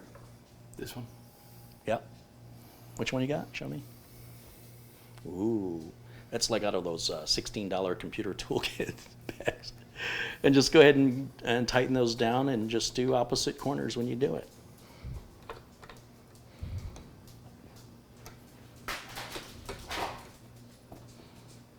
Oh, I know what the problem is. It's past their dinner time. Is there a problem with dinner? Yes. Lyle? You want me to give him a scoop? Yeah, you want to give him? Yeah. Yeah, I'll film. You feed him, I'll film him. Ask him if he's hungry. Are you hungry? Are you hungry? Oh, let's take a look at that. Oh, what's in there? How big a scoop? Is that a scoop? Yeah, make it flat or little bit less. Right there. Yeah, those 4 pieces make all the difference. What side does it go in, the left? Yeah. Ooh. Boy, he's just not interested in anything else. Okay. Let's see what Jimmy's doing over here. Are you ready for some food? Are you hungry? See if he's gonna. He's gonna offer you his foot. That is a happy dog. All right. I know you can't hear them, but they're saying thank you. I just taught them not to talk with their mouth full. Can I hold the camera and you do the screw-in because there's something doesn't feel... You want to hold the camera while I do the screw-in? Yeah, so Okay. yeah, get your mind out of the gutter. don't know, it's what you asked me. Because something doesn't feel right. You know what I'm saying? Just keep going. Yeah, I can go Because on. I'm the dirty one. Right. All right. They do have a weird sort of almost like you're going into plastic kind of a feel, but it's all correct. Okay. Yeah. Yeah, you'll notice sometimes it starts real easy, then it gets a little tight, and then it loosens up again. It's just breaking in that. I think it's the little crush washer that's underneath. I believe. I don't know. See, because that was really tight, then it got loose again. Now it's tight again. Now it's... Yeah. Today's show, ladies and gentlemen, is PG-13. Okay. What's PG-13 mean? You know, there's, Pretty good? There's innuendos. You know? You mean like when they used to have movies at theaters when people were allowed to be around each other? Yeah. I mean, there's a whole Okay. generation you're going to have to explain this to. Now you want that tight, but you don't want to crush it. In there, you'll crush your motherboard. Yeah, and I'm also trying to be careful not to push down Right. too aggressively on the screwdriver. You don't want to scratch the surface of the board. Uh-oh, the dogs are ready for their you-know-whats. Oh, is it cookie time? I'll let Carrie give them the you-know-whats since I got the camera, and then I'll film them. All right. Let's see what we can give them. You guys ready for a cookie? Is it time for a cookie? Okay, let's see. How about some salmon? Oh, We got a bark box. That's even better. Is this like what your ancestors used to eat? Go out to the river with the bears? What about you, buddy? Paw time? Watch, he's going to poke the bag with his face. Yeah. You want one of these? Can I have a foot? Can I have the other foot? Oh, 2 feet. All right, Oh, you totally earned that one. give me that. How about you? Give me that. How about the other one? Okay. Gentle. How about you look over here? Come Gentle. here. Face this way. Oh, he's backing up. No, no side eye. All right. Oh, another paw. Okay. And that's how you can lose a Yeah. finger. Don't. You ready? Jimmy's always good. This guy here, though, Doesn't even chew. He didn't even chew the last one. 1, 2. all right, I'll give him one more because they're little. All right, you ready, boy? Another foot? Look at it. That's funny. What about you? Another foot? He's just, Yeah. give me the food. All right, and then we'll give you a bonus one, and I won't make you do anything for it, okay?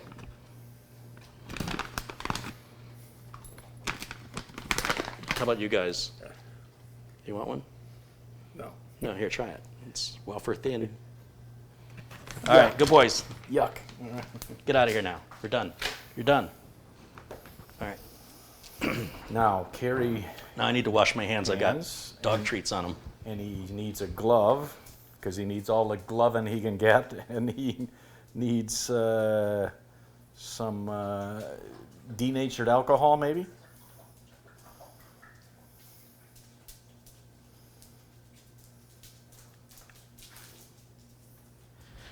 Okay, getting kind of thirsty. What do you got there? Oh, a couple contributions have come in. Let's see. Let me come around here for a second. Go ahead and you can film the board and get some nice beauty shots of this bad boy while I talk over your beautiful camera work. Missed quite a few. What does it say? Ryan Grady's contributed $5 and says, I'm sending you the Manfrotto MHX Pro-2WX Pro. Happy birthday. I hope that's the Manfrotto I have on my equipment list that I want, because I want all my Manfrottos to be the same. The Manfrotto I've got on the, here, Mitch, can you film this over here? Oh, let me change the so this is the main camera. And the Manfrotto is this piece, the tripod head. And you see how long it is? I can't take the battery out without having to remove the whole camcorder. Right. So I have this other Manfrotto head that's, you can go back to, I have this other Manfrotto head that's smaller, and it's in the equipment's production parts list. So if you want to send me one, that would be really nice of you. But if you send me the wrong one, then I have to send it back. So please don't create more work for me. Thank you, though. Thank you. It's very kind of you to offer. All right, now, that's Ryan. So thank you, Ryan. Don Melides, see, I didn't see the other I before, has contributed $5.99 Australian. He says, happy birthday, mate, and God bless you. Hey, thanks, Don. Jensen's bathrobe continues to sing to you. I think he's singing to you. George Z with a $5 contribution. Michael Dane, you know who Michael Dane is? He's the man. Oh, the man. Yeah, he's contributed $10. He says, greetings, Carrie and Mitch. Great build. Tell Mitch he has a job on The Price is Right as a model. Ah, I don't know, is that a compliment or an insult? yeah. I'll stick to acting. I'm thinking of something funny to say, but Yeah. nothing's happening. Bill Regan has contributed $25. He says, happy birthday, Carrie. Today is my birthday as well. Right on, Bill. That's cool. My birthday is tomorrow. But I think that makes him a Gemini. I'm a Cancer. Like, I think if you're on the 22nd, you're Gemini. And if you're Cancer, then that means something. It means that your personality is based on where the stars were aligned at the day of your birth, which totally makes sense. Chris Mahoney has contributed $20. Thank you, Chris. How's that? Getting up some interesting angles over there? Yeah. That's some great B-roll.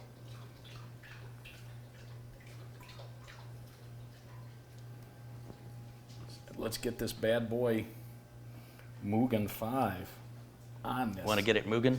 Mugen. Get Mugen on the Mugen?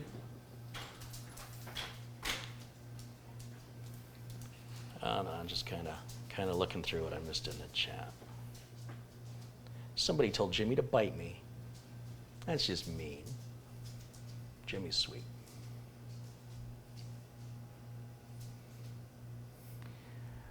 Oh, Evolutionary Mishap says PG means you need parental guidance. Oh, parental guidance. Well, since Do you know any? Since we're both young at heart, okay. You have your glove? I don't see your glove. Where's this going? On Why here. are you asking? On here. Oh, jeez, you scared me for a Okay, minute. I yeah. thought, it's not that time of year yet, It's is not my birthday. it? Look at the dog. Look at him. Boy, Get that box. Oh, rip that box to shreds. what do you got there, I boy? like that. What do you got? You're just looking for trouble. Look it. Go back on him. That's a $500 processor that people will cherish that, boy. People want to save that. Oh, okay then. Tastes like chicken. Okay. If chicken tastes like... Oh, wait, go back. Oh, no. He's looking. He is looking for... Jeez. He's just like a wrecking ball.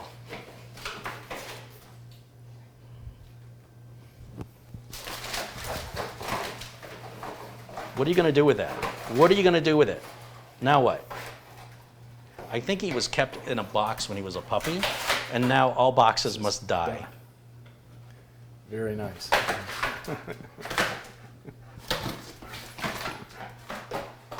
Point the camera up a little bit. What are you doing?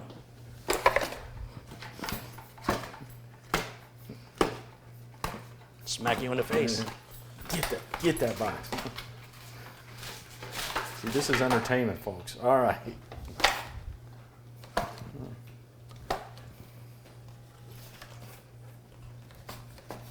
Take it. It's like I'm bored already.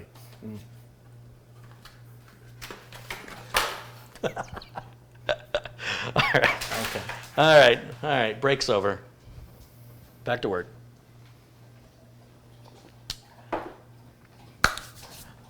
So are you going to finish this? I mean, you started it. All I did is I just made sure these were tightened down. Yeah. Right? These are good, right? Yeah. You want to make sure these are tight, which they are, and you tighten opposite corners so that the back Yeah. plate doesn't, get warped. No, you go ahead and But put the thermal paste no, down on the- it's not time to put the thermal paste down yet. Oh, I think you need to do this. I think that Okay. that it is an important confidence builder. okay, And then once I get you trained, it'll just Yeah. be you that does it from now on. okay. All right. So let me grab the camera from you, and we'll trade places here. Thanks to everybody in the chat room for your contribution and your patience. I hope you're enjoying today's build. And Oh, I forgot the brackets. see, I knew he was going to figure it out if I gave him enough time. I see, said the blind man. Okay. To his deaf wife, Let's yeah.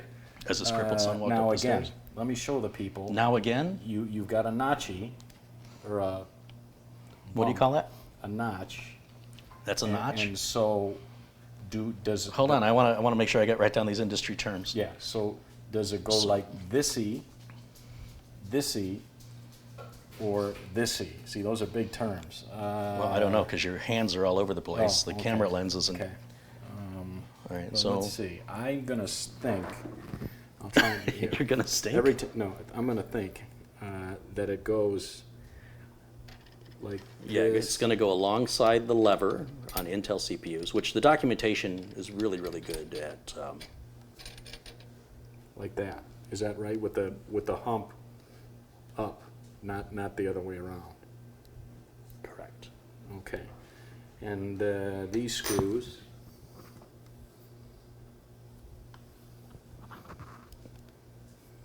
Now the documentation will show you. Does it go like this?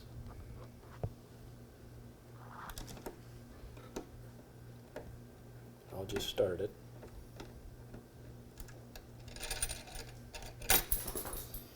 Tell you what, in the drawer, so you're using that JIS driver, which is okay, but Mugen gives us a driver. Oh, yes. So let's use the Mugen driver, which That comes with it. Yeah.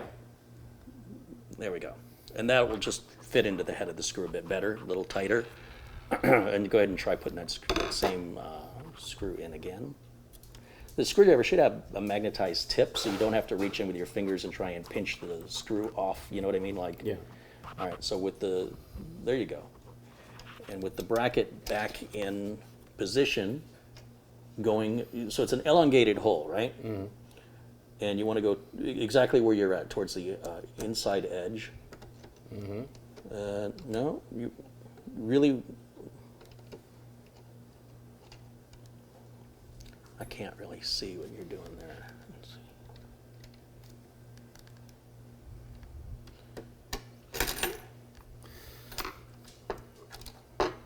Batting 1,000 here. Okay. You want it here to the inside, not the outside. The inside. The inside. So we're like referring that. to, show the people at home. Yeah. We want Not here, here. right, Gotcha. towards the inside. Like that. Correct, sir.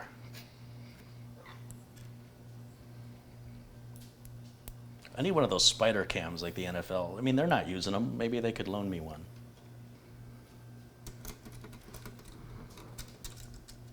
That's old steady hands Mitch at work there. All right. Deep breath, Mitch. Hold it for 30 seconds. Easy. Go to your happy place. Now I'm just going to start it, although it doesn't want to seem to start. Are these the wrong screws? I don't know. Which screws are you using? Seems all right, I think. Are these the right ones? Yes.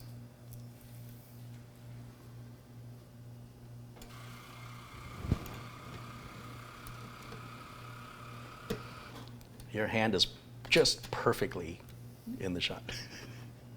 I need you to do it one-handed, standing on one foot. See, people at home, they don't really get the whole difficulty in making videos. Well, some people do. I don't think most people do.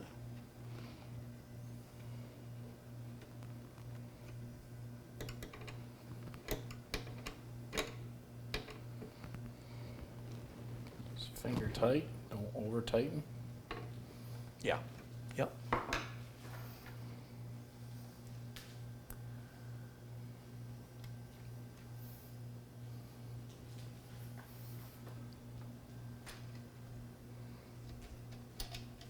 Looking good.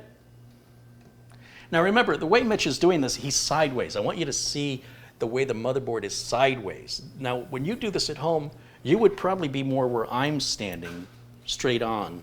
But I have to stand here to give you the camera shot. So, you know, this is harder than it looks to go at it from the side or to come at it from the back, from backwards, you know, to come at it from the opposite side. But the problem is, Mitch and I both can't stand in the same place, and we don't have, neither one of us has four hands to install the driver. You want it closer, so you want it here, right? Is that right here? Well, on the inside, though. Should go.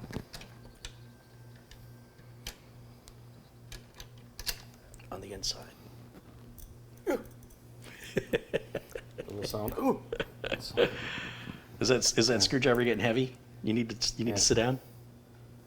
Get you some Gatorade? On the inside. Yeah, it kind of self-aligns, really. Yeah, but it, again, here, let me have the camera, because I don't want to cross-thread it. Okay, And it you're feels like feeling it. a little tension there. Yeah, so it's... Let me just double-check your work. Nothing wrong with that. Let's take a look.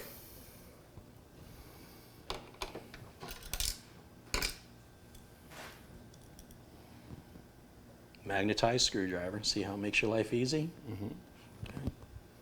We're going to come in. If you look there, you'll see we can put the screw up towards the top end or towards the bottom. And we want it towards the bottom. It's the only way it really aligns.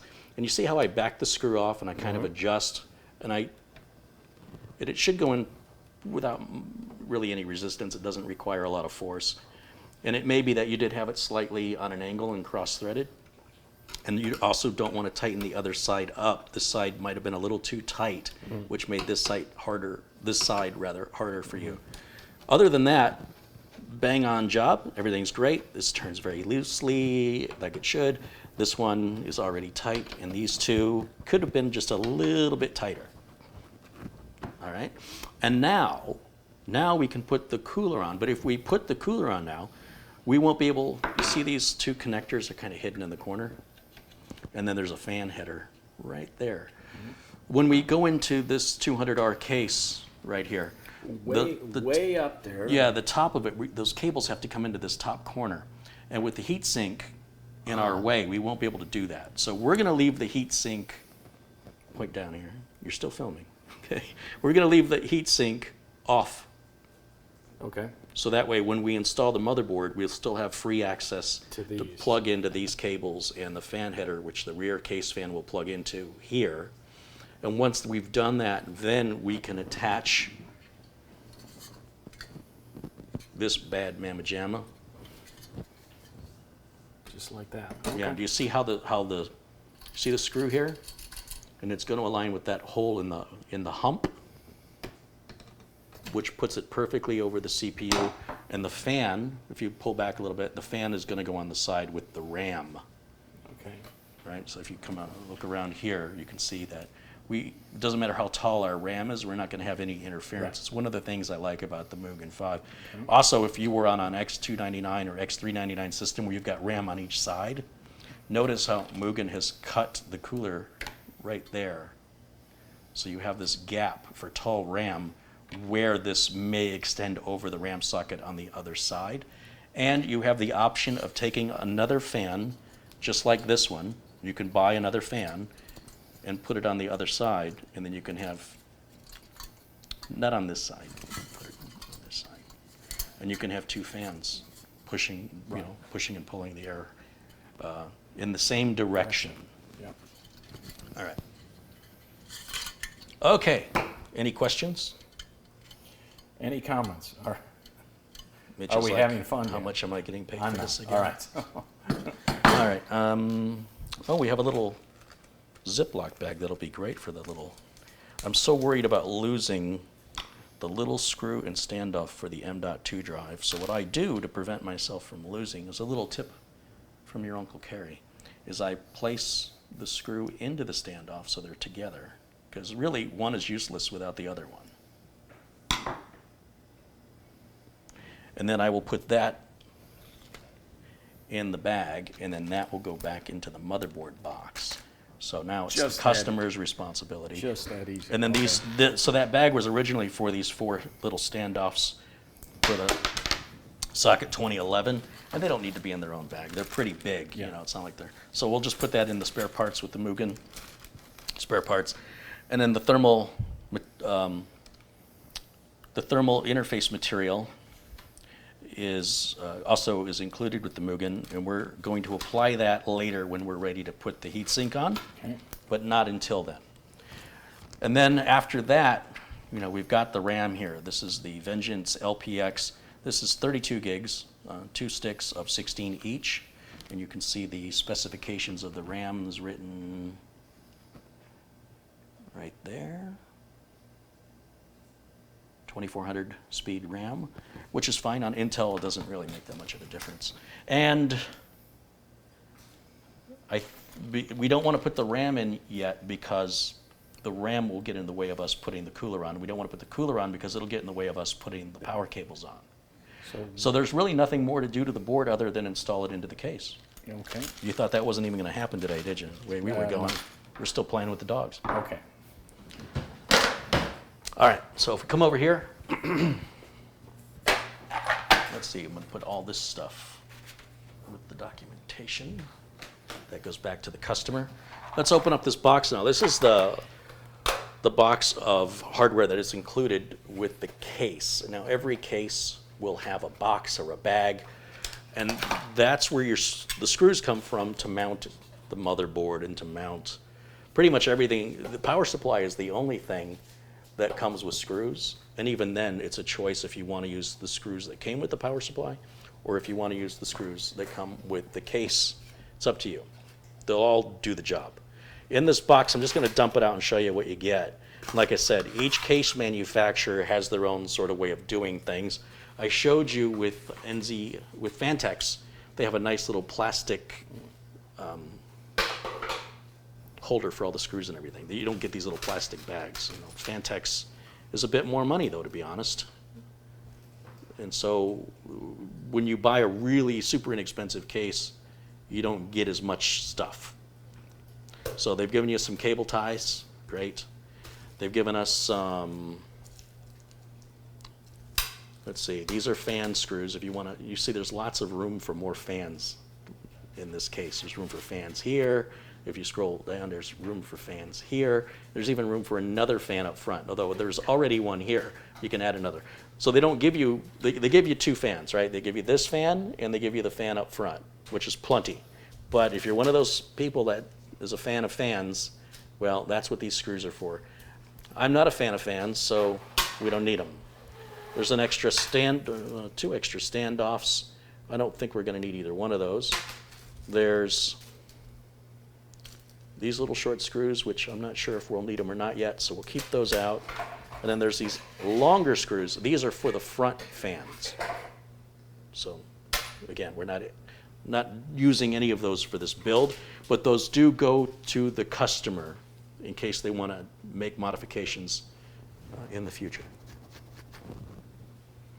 Okay, so one of these two bags has the motherboard screws, and it's really hard because they're, if you look at the screws, it's really hard to tell them apart because they're pretty much similar in dimension, but the threads are different. One of these, without my glasses on, I can't tell, has a coarser thread than the other one. And the one with the coarser thread on the Corsair builds is the one that holds the motherboard in place.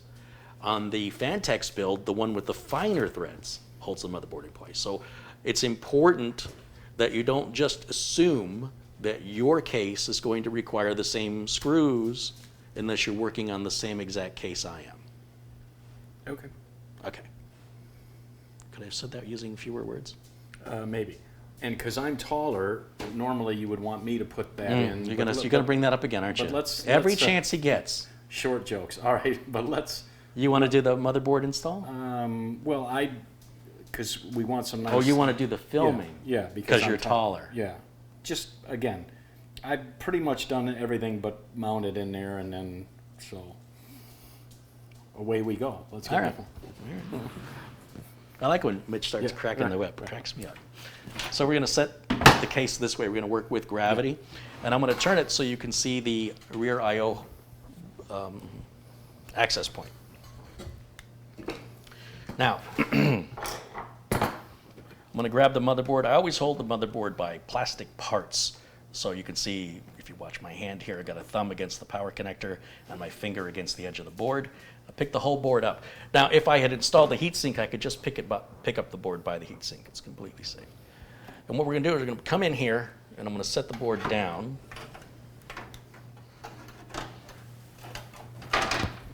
And I know you just got yourself in a comfortable position, but I need you to stand up for a minute. Sound effects. Oh.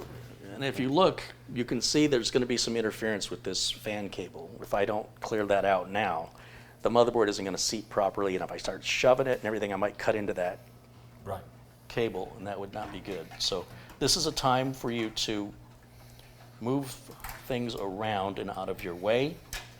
And if you really struggle with this fan for any reason, it's simply 4 screws back here. Simple to take the fan out so that you have the freedom you need to secure your board properly. If your case or your tools or whatever reason, don't force yourself to work around things that are just so easy to remove.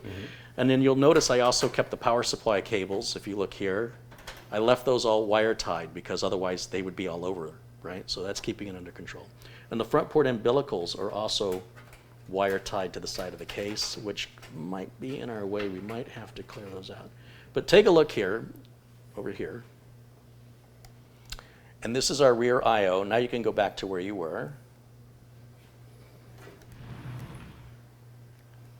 And what I need to do is just raise up the board and this is a big motherboard. And we want to align this whole I/O cover, right, with this area. Now look up in here, since you're tall, since that's the excuse you gave me for doing this. There is a standoff on the Corsair 200R in the middle that's just a post. And the reason that post is there is to hold the board into its alignment for you to secure the screws. So that no screw is going to go in here, but this is not yet seated.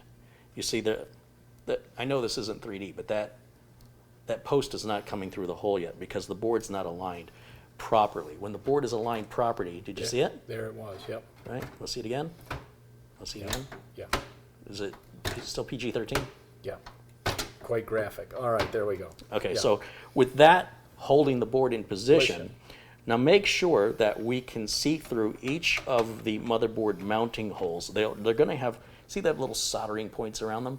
That creates a ground, and it also strengthens the hole from being crushed, right? Yep. So it serves two purposes. So that's how you know that's a motherboard mounting hole. And we're going to have three. There's one up here, one in the middle, and then one directly below. Then again, three up the middle from the bottom, the post, and up top. And then, of course, this one's kind of a fun one to get to. Right up in the corner, right in there. If you raise the camera up a little bit and tilt it forward, it's right at the end of my finger, if you look. And then going to the middle, right at the end of the I/O shield cover, and then finally down at the power supply. So we're going to need a total of 8 screws. There's 9 mounting holes. Remember, that's a post. We won't put a screw there. I give you permission to use your electric screwdriver. Excellent, thank you. And you Can I wear my glasses? Because, yeah, I'm thinking it's those ones, but I could be wrong. Probably You am. are correct. You want to see the difference? Yeah, not really, but the audience is one. Okay. Okay. Well, that's a coarse thread. And like I say, when they're in the bag and when you're old and the lighting isn't great and you've had too much to drink the night before and the doctor calls and says there's bad news, Yeah. then it can be hard to tell these threads apart. They look very similar. But you can see the head on this screw is quite a bit larger. Mm-hmm. Right? Yeah. And then there's a finer thread. So if we tried to mount the motherboard with that, it would never tighten. It would just keep going around in circles. So you'd know you've got the wrong screw. And that could be very difficult then to remove. Right. Right? But then you know. On the other hand, if it required the fine thread screw, as the Fantex case does, and you tried to use a coarser thread screw, you'll only get the first 2 threads in, and it'll kind of go sideways on you, and it won't go further. Okay. And you don't want to force it for that reason, because you might have the wrong screw. So we're going to need how many of these, did I say? 8. 8 of them. So 8 is enough? 8 is great. I was referring to Of course, you know, Dick Carrie, Van Patten, was that his name? of course, I think, Carrie, that you're an 8. You know what I mean? You need to take a bathroom break? You're an 8? Yeah, you're an 8 to me. All right. 1, 2, 3, 4. 1, 2, 3, 4. That's 8, right? He can count. All right. Well, at least to 8. Yeah. If I go to 11, I got to take off. Never mind. All right, let me grab. No, because Carrie's a professional. I would not recommend using a screwdriver like this. I would not on- recommend calling Carrie a professional. I've been called a lot of things before, but never a professional. Got a good view on there? Mhm. All right. Well, that ain't right.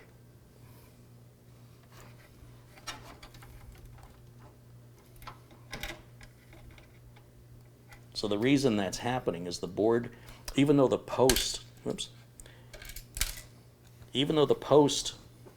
is coming through the hole, the board is still not aligned properly. So it probably needs to be pushed in a little bit more.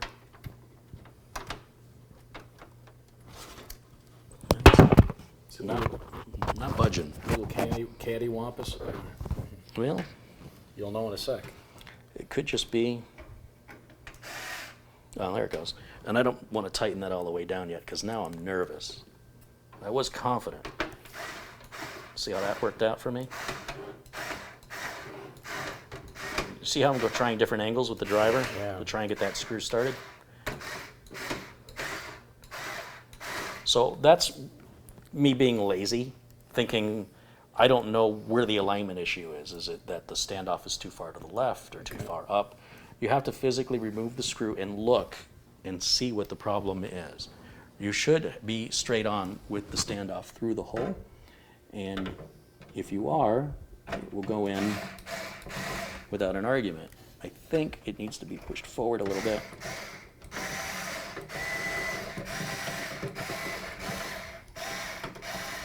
I'm so glad that you're filming this live. Yes. So here's what I'm thinking right now. And we're going to say we're glad this is happening because this screw was difficult to get started because something's out of alignment. And even though I was able to get that in, the others are still not lining up. And since I don't know why, sometimes the easiest solution is to simply remove the board, right? And then try and line it back up again, reinstall. You can do that from the front or from the top this time. They've already saw that angle. Where I'm focused is right here in this area, making sure yeah, that just fell right in. Much easier. That actually felt better that time. Now I'm gonna throw the screw down. I'll just leave that there for now. I'm gonna go right here because this is real easy for me to access this one, and I had difficulty with it last time. So the one that gives me difficulty is the one I want to start with. Yeah, that totally went in that time. I'm gonna, whoops. All right. I was gonna back it out, but this driver's so fast it just took the whole screw out.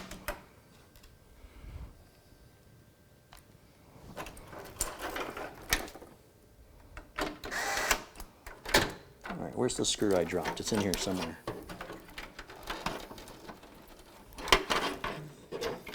There it is.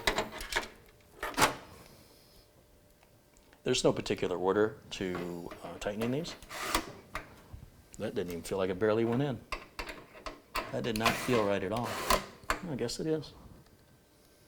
Is it? And then we skip the middle one. And then I'm going to go to this middle one over here. And then this one is the hard one because it's nearly impossible to see. So you need a long screwdriver to access this. Which apparently, here, let me turn this. Hey, I nailed it. I totally got it. Take a look at this middle one again. Yeah, it's 'cause not in right. It's not looking, feel that nub in there. Yeah, I know. Yeah. I was going to revisit this. But you're going to make me do it now.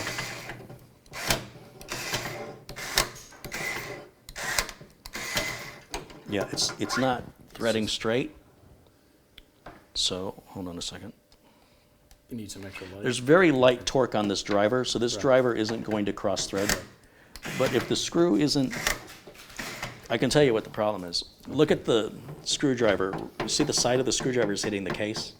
Oh, gotcha, yeah. Right up here? Yeah, gotcha. And I'm not able to get the Angle. So what I'm going to do for this screw is I'll use the Mugen driver. Okay. And now I'll go in there. Oops. The handle on this driver is just a little bit small and makes it difficult to.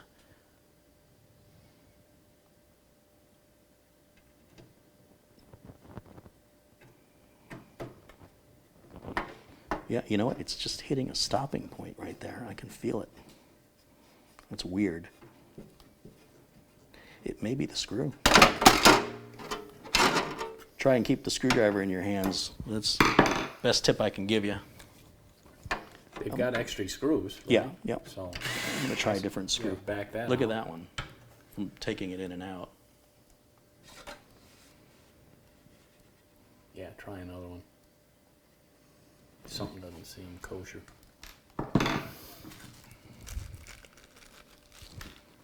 So what'd you do today? I built a twin computer. Wow. Yeah, So that was the screw. Yeah. This is a special place for that. This is live, folks. Where's the other? Isn't there one more screw? Did I get them all? Yeah, there's one that goes in this corner. Where is it? I took 8 screws out. It's right here. Thank you.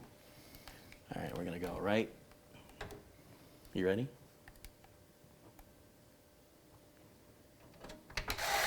Now I'm gonna go back around and make sure these are all tight.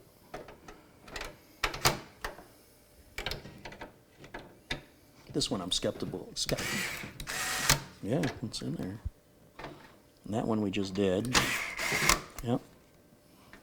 So by backing them off and then putting them back in, it ensures to me that they're fully seated and locked in at the same torque. The motherboard doesn't require the screws to be at the same torque setting, but my OCD really likes it. So that's it. Now I'm going to pick the case back up and you can take a look. Film right down here. Watch this. Look at that camera shot. Zoom out a little bit there. Can you zoom out? There you go. All right. Whew. What a mess.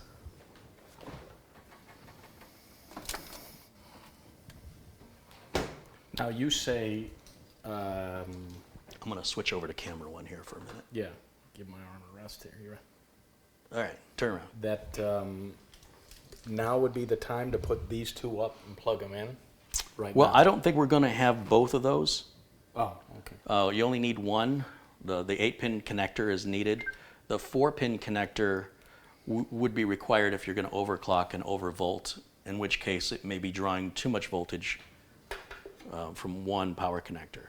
But if you're not overclocking and you're running things at spec, you don't have to have the 4-pin.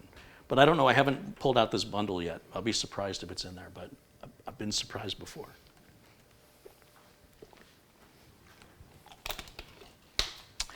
Let's take a look at what we've missed here in the chat. Marty Yoels contributed $5. Hey, Marty, thank you. Tom Jackson with his $7.77. Jackpot. Thanks, Tom. Marty again with another $5, and Jose and Veronica Lopez with $5 saying happy advanced birthday, Carrie, from the Lopez family. Right on. Well, thank you, Lopez family. And, of course, all the kindness that you show each other in the chat room. It's very much appreciated. Let's see. We're on 2 hours. How long did you say this was supposed to take? 2.5. That's not including the benching or whatever. Okay. It's just the build, 2.5. Well, how many people we have? 845 people watching. Hey, right on. Thanks, guys, for... Where's my Coca-Cola? You know, when it starts getting later at night, you'll see me moving away from the caffeine. And if you start seeing me sweat, also, I go back to the Gatorade.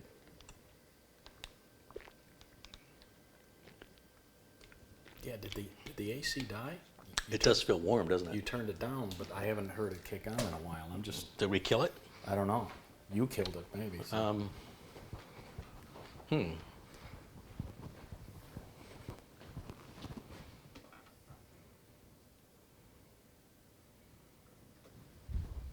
Let's see. I'm surprised we haven't had any packages today. 2 were supposed to come. It's already after 6 o'clock in the evening and no deliveries. But they still say they're on their way. So I guess it's going to be a long night. So what next? So here, you don't have to do anything. Hold on. Take a break. Everybody, I think, can see fine. This bundle of cables from the power supply can be straightened out now so we can see what we got to, what our options are, what our choices are. You don't say this, do you? No. Now, the motherboard power connector, Is the big 24 pin. that's the largest connector. That's the main power connector. So every power supply is going to have that, right? So that's this one. And we're just going to slide that out through there. You can grab that and pull it through and just leave it out there so it's just out of my way. Pull it, strength. Pull, there you go, got it. Now, with regards to those CPU power connectors, I'm pretty sure we're only going to have one with this power supply. It's pretty rare that a power supply gives you two. And again, if you're overclocking, then that's something you should be worried about. If you're not overclocking or you don't know what overclocking is, then you're not overclocking. And it won't matter. So this is for a video card, and this one is for a video card. So this power supply can support two graphics cards simultaneously. This 8-pin connector, this is our only CPU connector. We do not have another one as I expected, and I would have been surprised if we did. So no surprises. I'm going to give that one to you. I'll have you pass that up to this top corner back here and through to me, if you would. Right on, thank you very much. And then I'm going to put the clips facing up, and there's a little ridge at the edge of the motherboard, towards the edge of the motherboard on the connector. And these will only go in the right direction. If you try to put it in upside down, it simply won't fit into the plug at all. And it's a little tricky, first of all, to do it. Second of all, to film it, because there's so many obstacles in the way. Like, to really get a good view of this, you'd have to cut the top of the case off so you could fit the camera in there. So that's what you'll see, like some of these higher end YouTube channels do. They get some amazing camera shots, but what you don't know is they may have cases that they have cut to make room for the camera, and it'll just sort of inject that into the video, and you don't even realize what they've done to get that shot. Which isn't wrong, but it isn't it isn't anything somebody at home would replicate for any reason I can think of. Let me just tilt this forward a little bit and see if I can. Need some light? I'm gonna think I would, yeah. I'm trying to feel it. Wait a minute. I got it by feel. Or I've completely missed it altogether.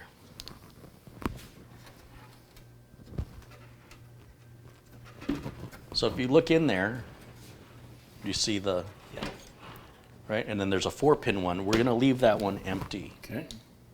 It is not required unless you're overclocking. All right, the rest of these are SATA power connectors for like hard drives, disk drives, optical drives. Which we need. We will need one of those, but later. It's not required for the system. Right. When we turn this on, we don't want to have that hooked up, right? Because if it doesn't turn on for any reason, and this is hooked up, then we have to disconnect it to see if that's the reason why. Everything hooked up, regardless of what it is, could be the cause for why it's not starting. Yeah. So for your very first start, you want the absolute minimal configuration. So we'll do that later.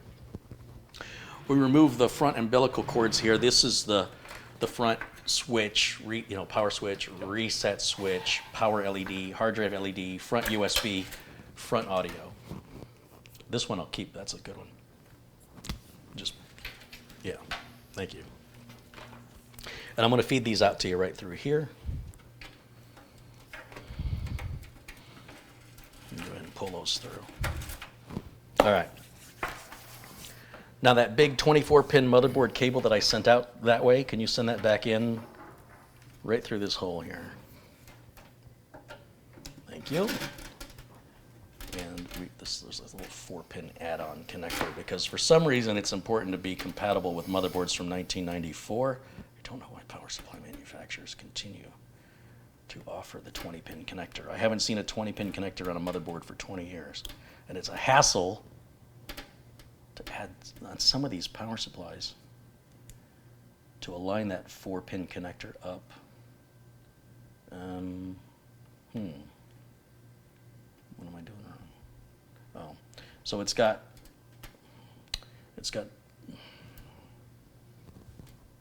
little fingers on the edge of it, so it aligns only in one direction. The clip again towards the outside edge of the board.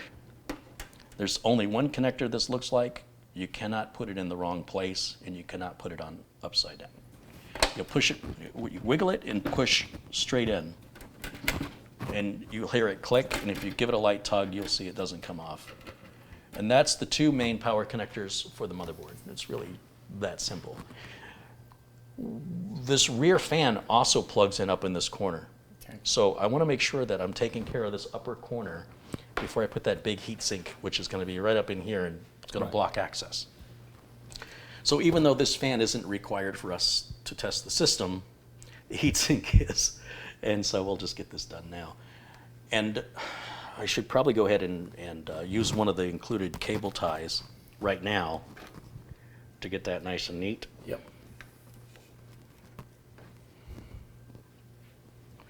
Getting hungry. How about you? You hungry yet? I'm a bit peckish, yeah.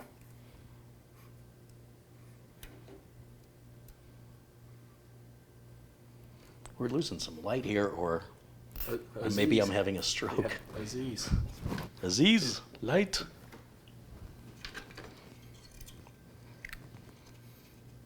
What movie is that from, Chad?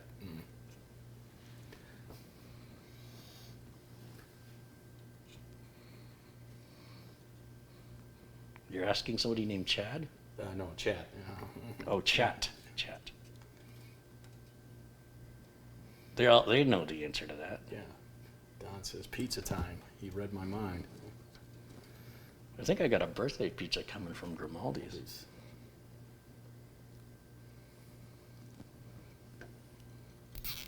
They won't give it to you a day early, No, no, you have like 2 week. weeks to use Oh, it. nice. But it's The dine-in channel- only, so I think. Oh, yeah, dine-in only, and because we're on a hotspot.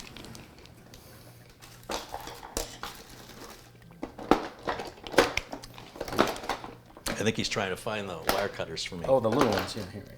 Thank you. Look at that. Like you read my mind.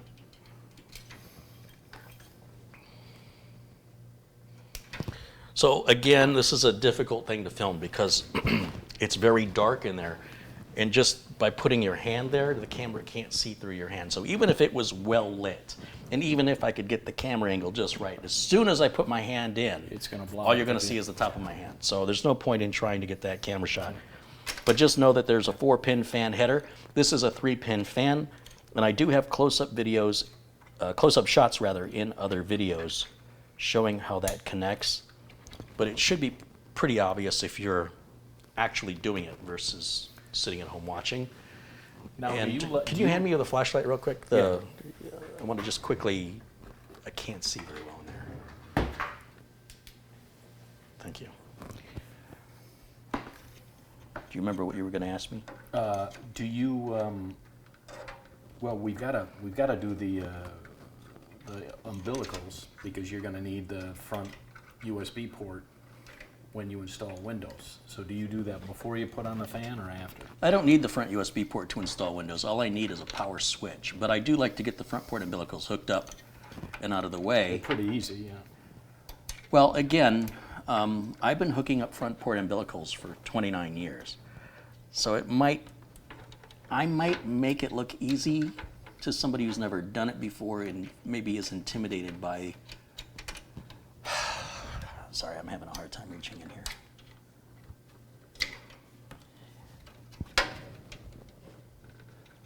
Line up, there it is.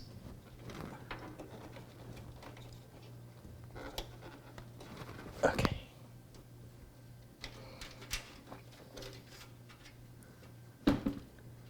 I guess what I want to say is if you're watching at home and you've never built a computer before, and I am telling you it's easy, you might struggle with some of the fittings and connections that I made look easier because I've done it so many times. But trust me, I struggled with it too the first time, and that's normal. It's nothing to be, don't beat yourself up over it. Just relax, enjoy your build, and Take your time. Don't yeah, feel- if you're rushed. starting to feel rushed, like you want to throw the thing out the window, it's time to take a break. Go watch some TV. It'll sit. This is the most patient thing. It'll wait for tomorrow or next week, and then come at it again. Like right now, I'm getting hungry, so I'm feeling a little bit shaky, and I want to. The sooner I get this done, the sooner I can eat, which isn't helping. It's not a good combination. So times like this, if I wasn't live making a video, I would just stop and go eat and come back, and I'd be refreshed. So I'm asking you to do that. Now, when it comes to the front port umbilicals, in the motherboard box, Gigabyte's included the little G connector right here, and we're going to use that today. And it helps to show you how these cables, the front, specifically the front power switch, reset switch, hard drive LED, and power LED can all go into this one Gigabyte G connector. So normally when I do this, I put them on one at a time.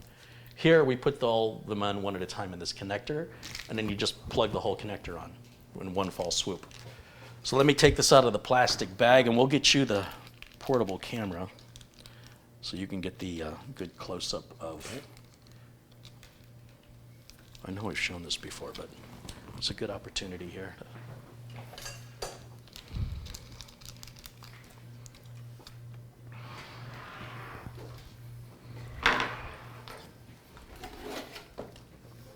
Why won't that come on?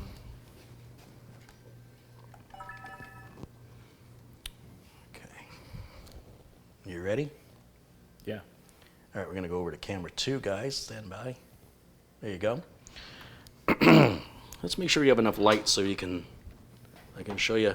First of all, I want to make sure these cables are not interwoven because it makes cable management more difficult.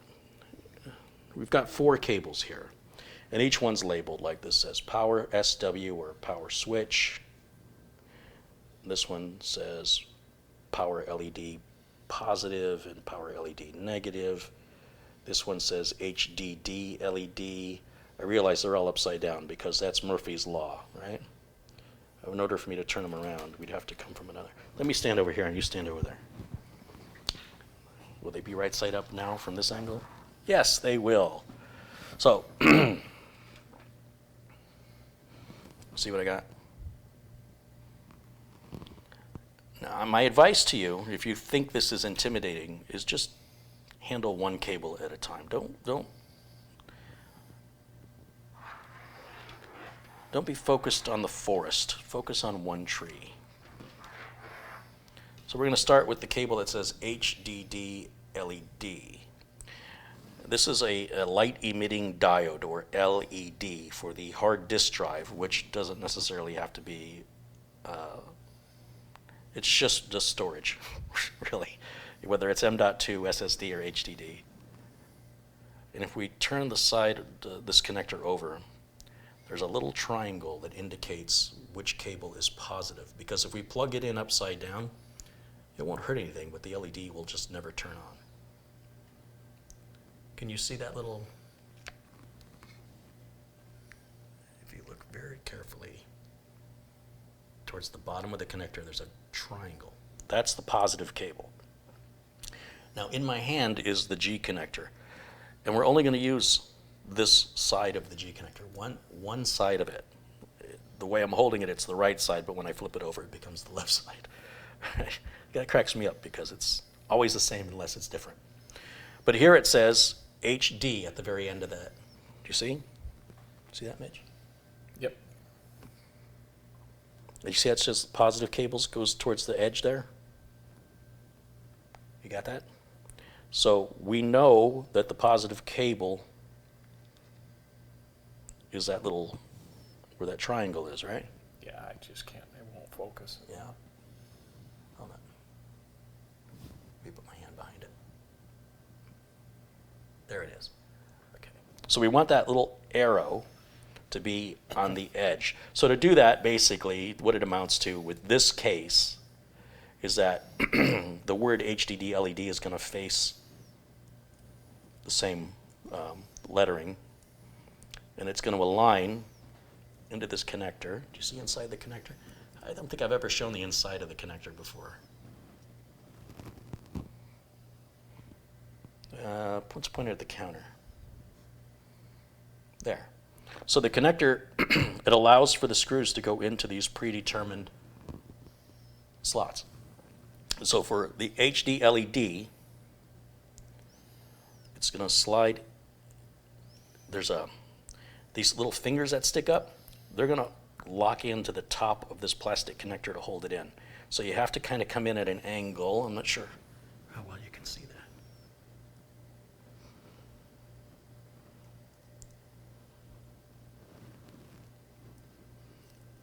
Come on, this could be a great shot if this thing will focus.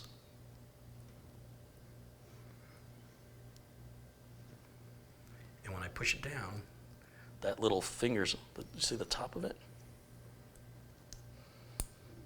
It grips the top of the cable, and I can't pull it out.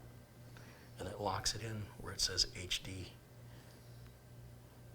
Perfect. Next to HD, it's RES. You know what that is? Reset.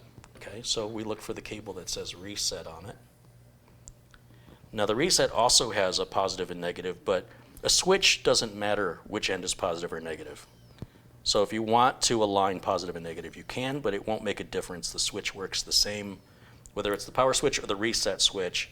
You can put it on backwards, this way or this way, and it will work the same. So for reset, again, it goes right next to the hard drive LED. Trying to find you guys a good angle.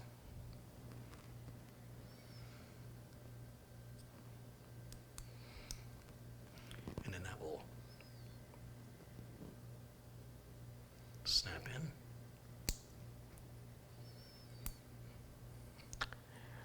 Those are the only two cables we put on this side. Now we're going to turn this over, and the other two cables are going to go above those two. So starting at the edge for power LED, it says positive and then negative. So we'll grab the power LED cable, and you'll see it's been separated, right? That the positive and the negative are separate cables, and I have to push them together with the positive towards the edge and then slide it into the connector while I'm squeezing them together. And that connector will individually hold them in. And then there's just one left. Remember, I said it was only 4, and you were like, oh, that's a lot. It looks intimidating. No, it's not. It's not. It's just one thing at a time, one cable at a time. There's power SW for power switch, which aligns with PW right there for power. Again, whether or not you wish to align positive and negative, if it makes your OCD happy, it's fine, but you don't have to. That is now done. So I can take this whole thing now as one connector, and if I run it through this cable management hole here in the case, and we'll come around this side, Mitch, come around here. And we'll grab, where'd it go? It fell out? See this connector right here? That is where your power switch, hard drive LED, that's where I would normally plug these cables in manually. But now with this one connector, with the cables on the left side, if I align it and then kind of wiggle and push down, we've just hooked all that up. Isn't that amazing? Isn't it? I think it's pretty darn cool. That only leaves 2 other cables left, Mitch, for our front port. So up here, this is the front port. We just hooked up the power LED and power switch and the reset switch, and this little slot is the hard drive LED. So we just did that. This connector right here, this is for these right here, the blue. And then this one that says HD audio, that's for the, see the little headphone and the microphone? Let's do this one. Let's do this one now. Now this cable, this is the worst one in cable management, because on most micro ATX and ATX motherboards, you've got to go into this corner with it. But they don't really give you any access holes, at least the Corsair 200R doesn't. So what I'll have to do is probably bring the cable in right around through here and then run it across the bottom of the motherboard. Unfortunately, yeah. See what he did there? If you look at the bottom of this connector, you'll see there's a pin that's blocked. You see there's like no hole there? Can you see it? Mm-hmm. All right, and then on the connector itself, it'll say right inside the connector, if you can zoom down in there, it says audio right inside of that. And there's a pin missing on the bottom row. So make sure that the missing pin is on the bottom. Otherwise it won't fit, it won't go in. Now there's no clips or plugs. It's just kind of wiggles and friction holds it in. And then we can just take the excess and push it out the back, keep the cable management looking nice and neat inside. And then finally is the big USB connector, which I have right here. And you'll notice on the connector it's got, if you look straight on, it's got a little notch on it. Can you tell? And then there's a little notch cut out in the plug. And so that'll align. And once again, you're probably just going to look at the back of my hand unless I can give you a good angle here. That will align just like so, and I give it a little wiggle as I push, and it just locks in. So what's left to do, Mitch? It's pretty obvious. You already, well, you got to put the cooler on. Yeah, we got to put the heatsink on and then the RAM, and then we can test fire. We'll use the onboard video that's with the CPU before we add any graphics card to it. Yeah. Okay, so to put the heatsink on, I need to lay the case flat.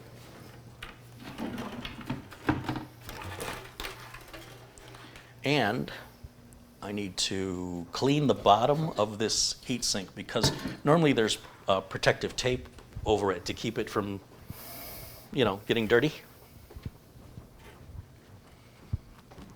So I'm going to go back here and grab my rubbing alcohol and some Q-tips, and we'll clean it. Now look, if this thing isn't clean, it's not going to prevent your CPU from cooling.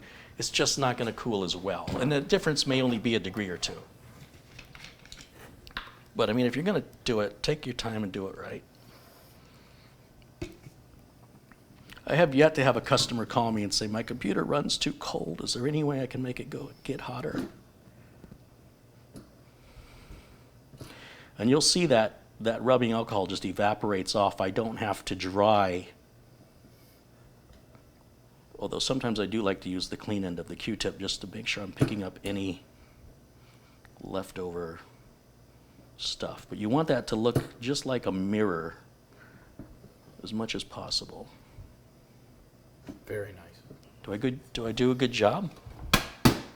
Oh, yeah. So if this whole computer thing doesn't work out, I can... Yeah. Work at the car wash, buff and... All right. Wax on, wax off. Yeah. Now I'm going to grab the thermal material, the thermal interface material, TIM, thermal interface. You know what? All these screws can all go in the motherboard box. Thermal interface material right here. And we're going to come over here to the CPU. You don't put the thermal material on the heatsink, only put it on the CPU. Now, we haven't touched the CPU at all, so I don't need to clean it. You didn't touch it, did you? No, you didn't touch it. I watched you. It's kind of a big dab there, so. Now, this is the part that I think is the most amusing. People, when they see me spread thermal compound, they freak out. I think I could murder a puppy and people wouldn't be as bothered as watching me spread the thermal compound on the internet. At least some of the, self-proclaimed computer nerds out there I'm speaking behalf of. And I find it amusing because I'm not telling people how to do it. I'm showing people how I do it, right? Whether or not you choose to adopt my ways, why do you think I care? How does that improve my life?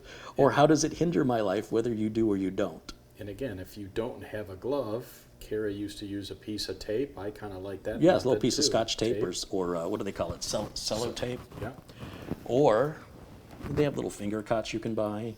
Or you can stick your hand in a Ziploc bag that's nice and clean, a new one. Or you can, just do it the traditional way you see everybody else do it with. Now, was that enough or too much in your opinion? That Actually, it was perfect. I think it was perfect. And I like to just kind of give it little hills and ridges so that when I put the cooler on, it gives it a little bit of spreading. And you'll see it keeps my fingers clean. And when I take the glove off, I'll just turn it inside out. Because with that stuff, man, it's hard to get off your fingers and stuff. It'll be on my fingers for 2 days before it washes off. With that on, now you'll notice the bottom of the Mugen 5, it's got a screw that is underneath the heatsink and one that comes out of the edge. See how that screw comes out the edge? This side is going to go towards your RAM. So when I put this in, I'm going to align it and just rest it on top of the CPU. Then I'm going to grab that Mugen screwdriver that's included with the cooler, and I'm going to go right through this hole, and I can't see it. I'm just feeling for that screw, and I just want to get it started,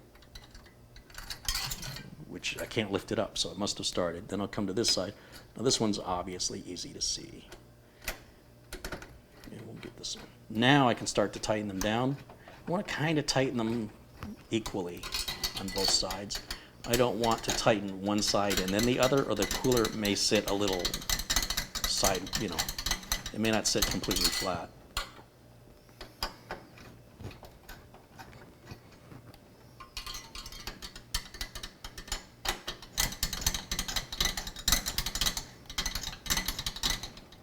Okay, that one won't go any further. It comes to a dead stop.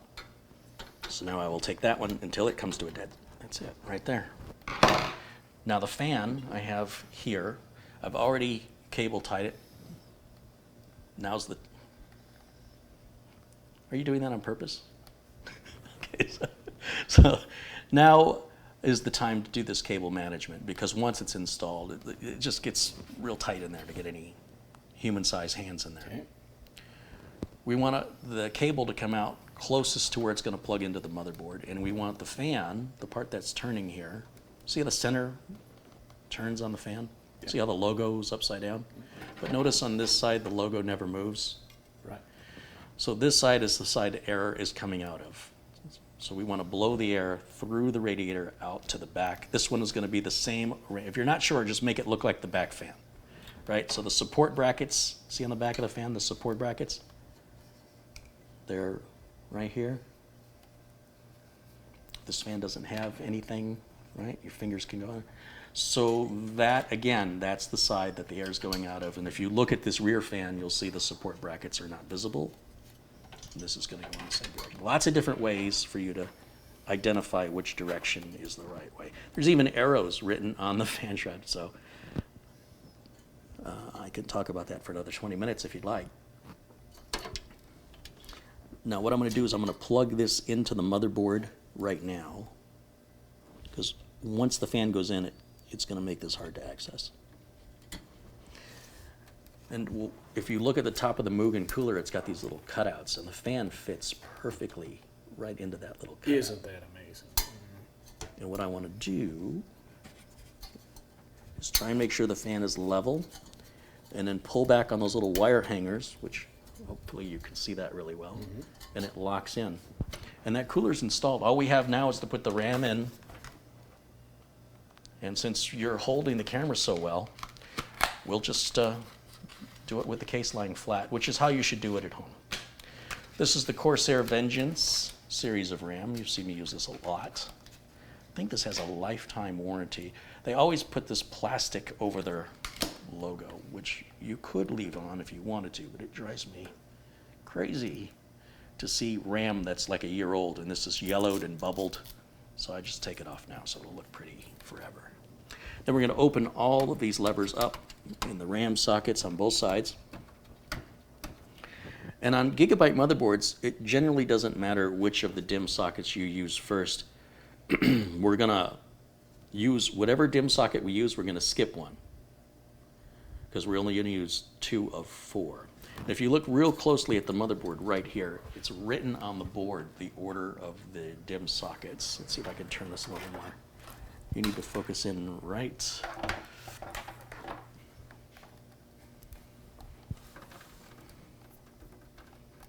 Can you zoom it in a little bit more? Yeah.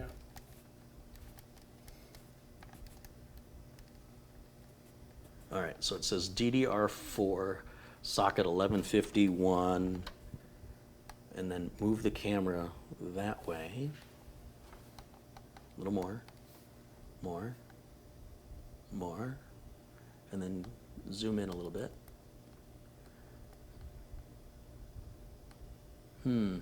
What I'm looking for, I'm staring at the screen, usually tells us the order of the sockets.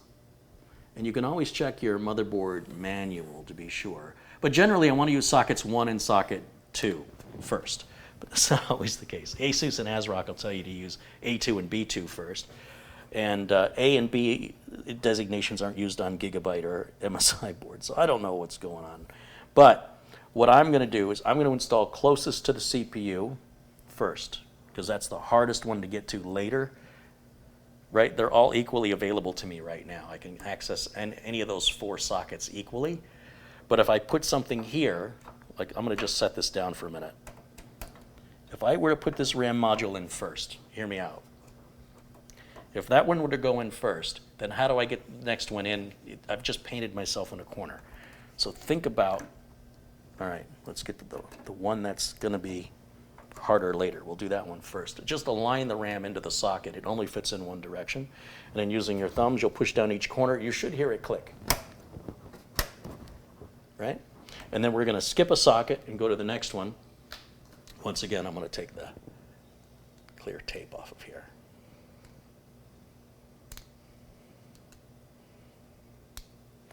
I say if this posts, we'll call it. Yeah. And then I will continue it tomorrow with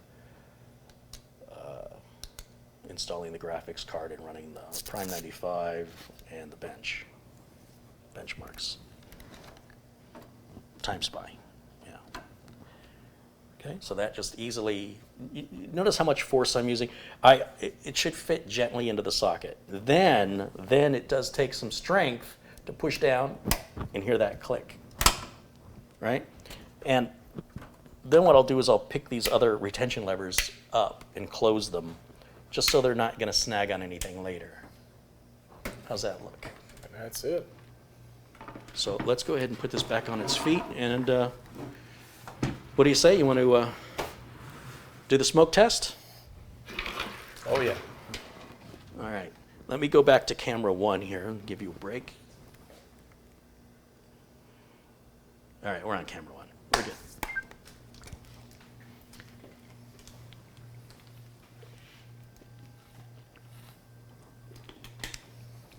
All right. Okay. This is it. This is what all of our work boils down to this moment right now. Are you nervous? I can't take this pressure. Uh-oh. Uh-oh.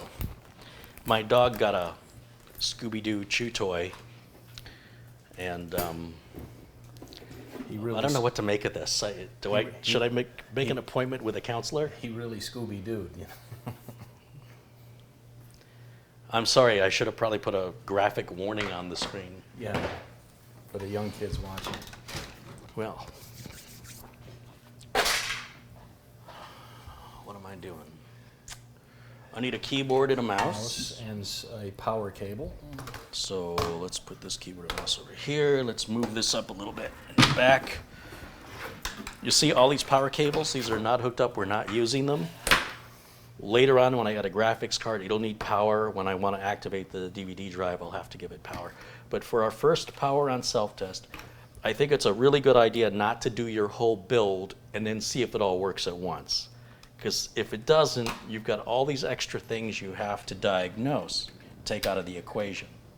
Now that's the little USB dongle for the keyboard and mouse. You know, I don't have a monitor to hook this up to, but there are, how many people watching? 827 people watching, so that's 827 monitors at least. Okay. So why not just use those? They're already there. They're barely using them. So what I'll do is we'll grab the HDMI cable, and will you plug that into the HDMI port? There's some dog hair on it. On the back of the motherboard for me. And I'm going to reach around the back of our viewers' monitors, and I'm going to plug in to the back of their monitor at home.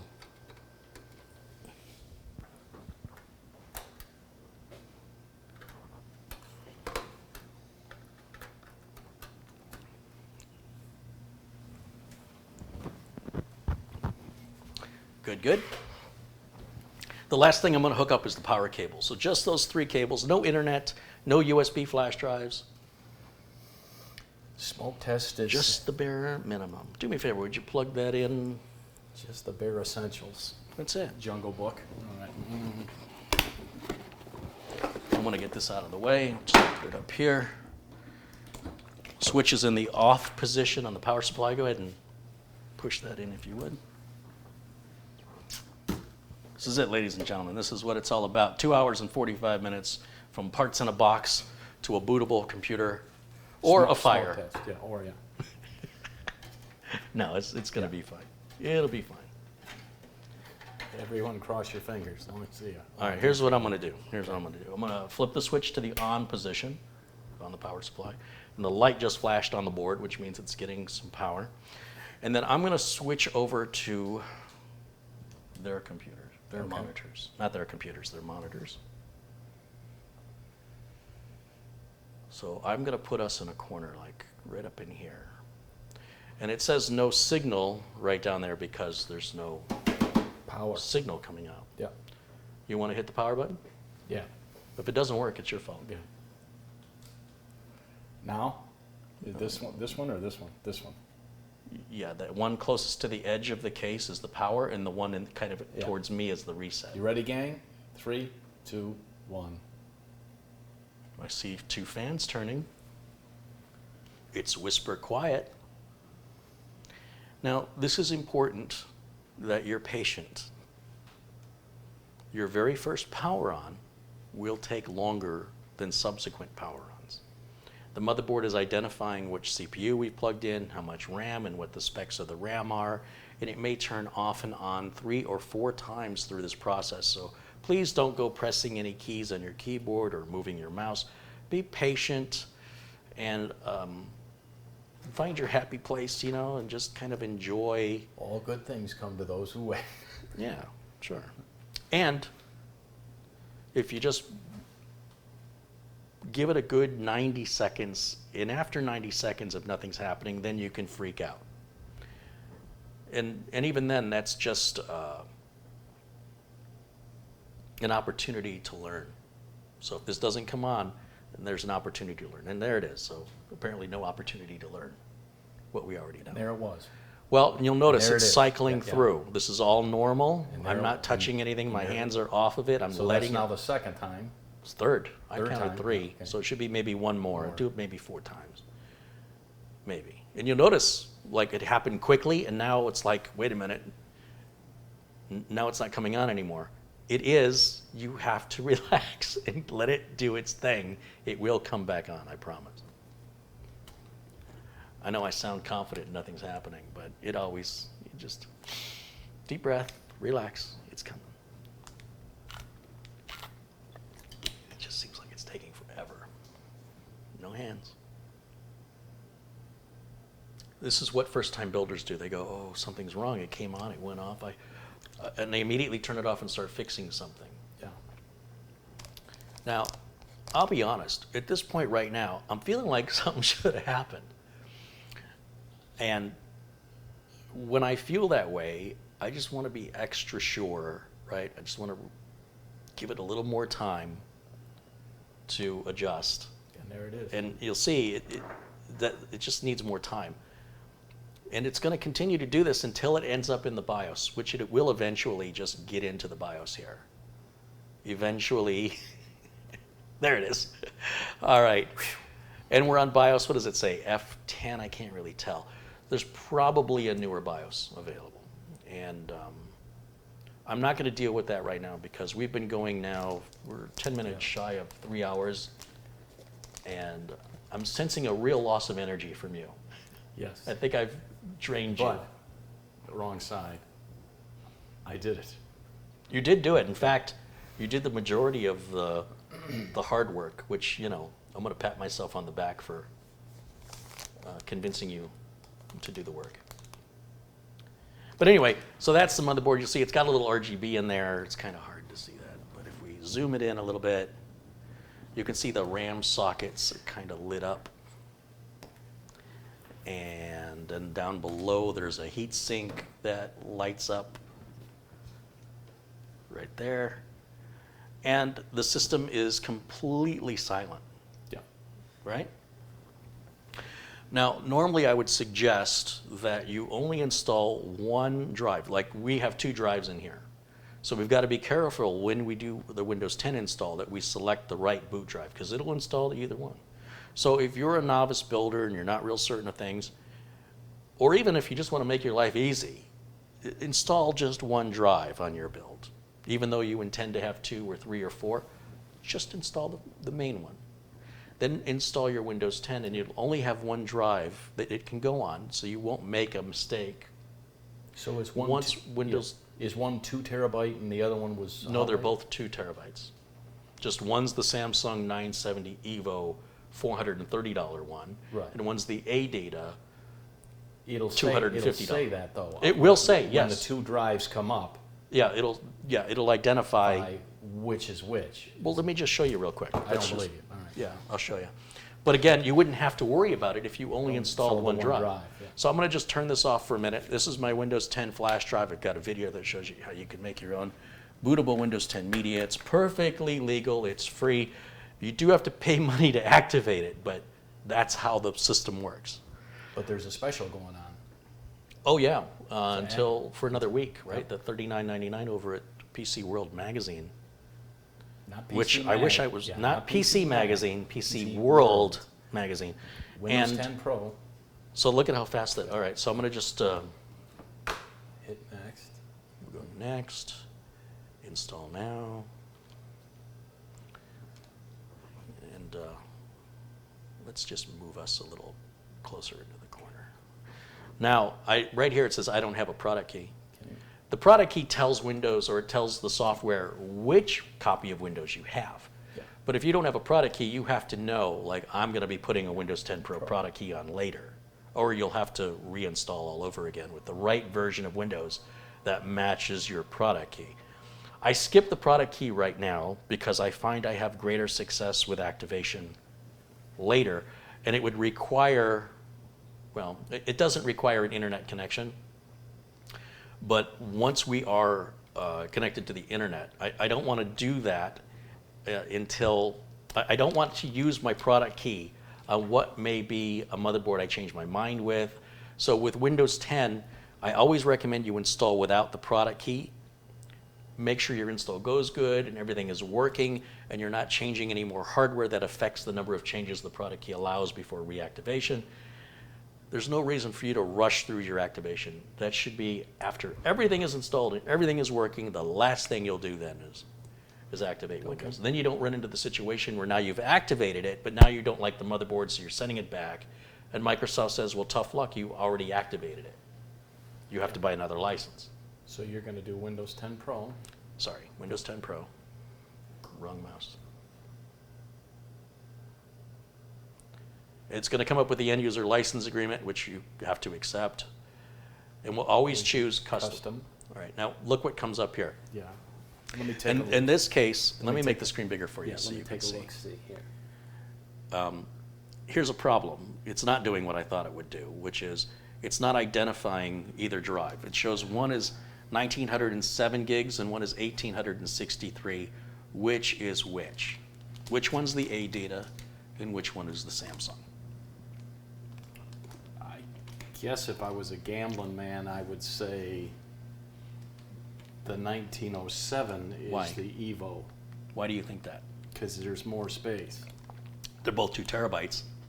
It's just that one has a bigger, what's it called? A reserved area for Okay. provisioning. So in a case like this, what do? You would turn it install off? one drive instead of Yeah. both drives. But there's other ways. Show me, show me. Uncle Carrie, show me. I must know. Padawan, all right. Well, assuming, well here, let's just do it. We'll take the math out of it. I was going to do some math here. We're going to reset. And this time, instead of booting to Windows, I'm going to go right into the BIOS by pressing Delete on the keyboard at this post screen. And I want you to look at the BIOS and tell me what it says. I'll use the mouse here. Oh, this there is, they are, yes. This is what? SanDisk. All right, so that's the flash drive with Windows 10 on it. Right. Then the A-Data drive shows it's drive 2. Two. The Samsung drive is drive 3. Well, that's not what I was expecting. Let's go back.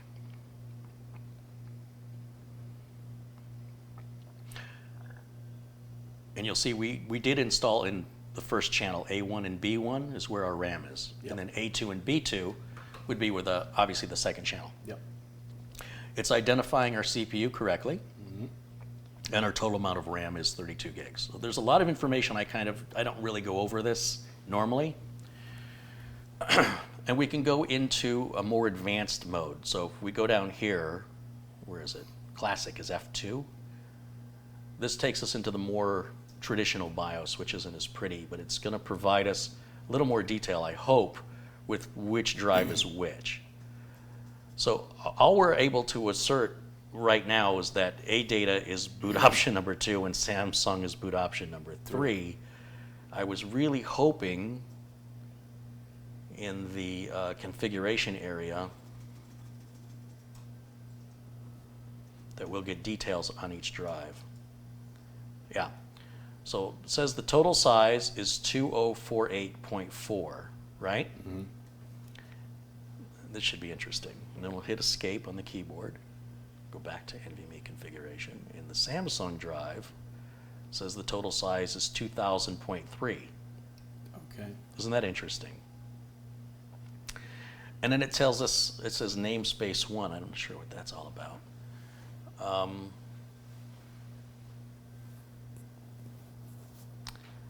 SATA and ours, no, it's not SATA. Plug-in device info.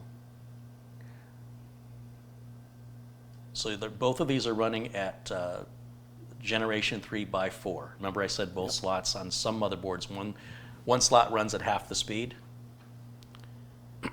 And the M2A slot is the one closest to the CPU. The M2M slot is the one, obviously the other one. Yeah. Well, I'm kind of at a loss now because I thought for sure I was going to see the detail.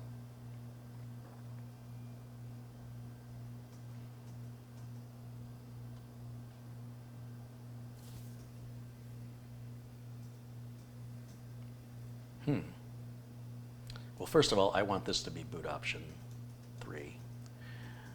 Not that it matters.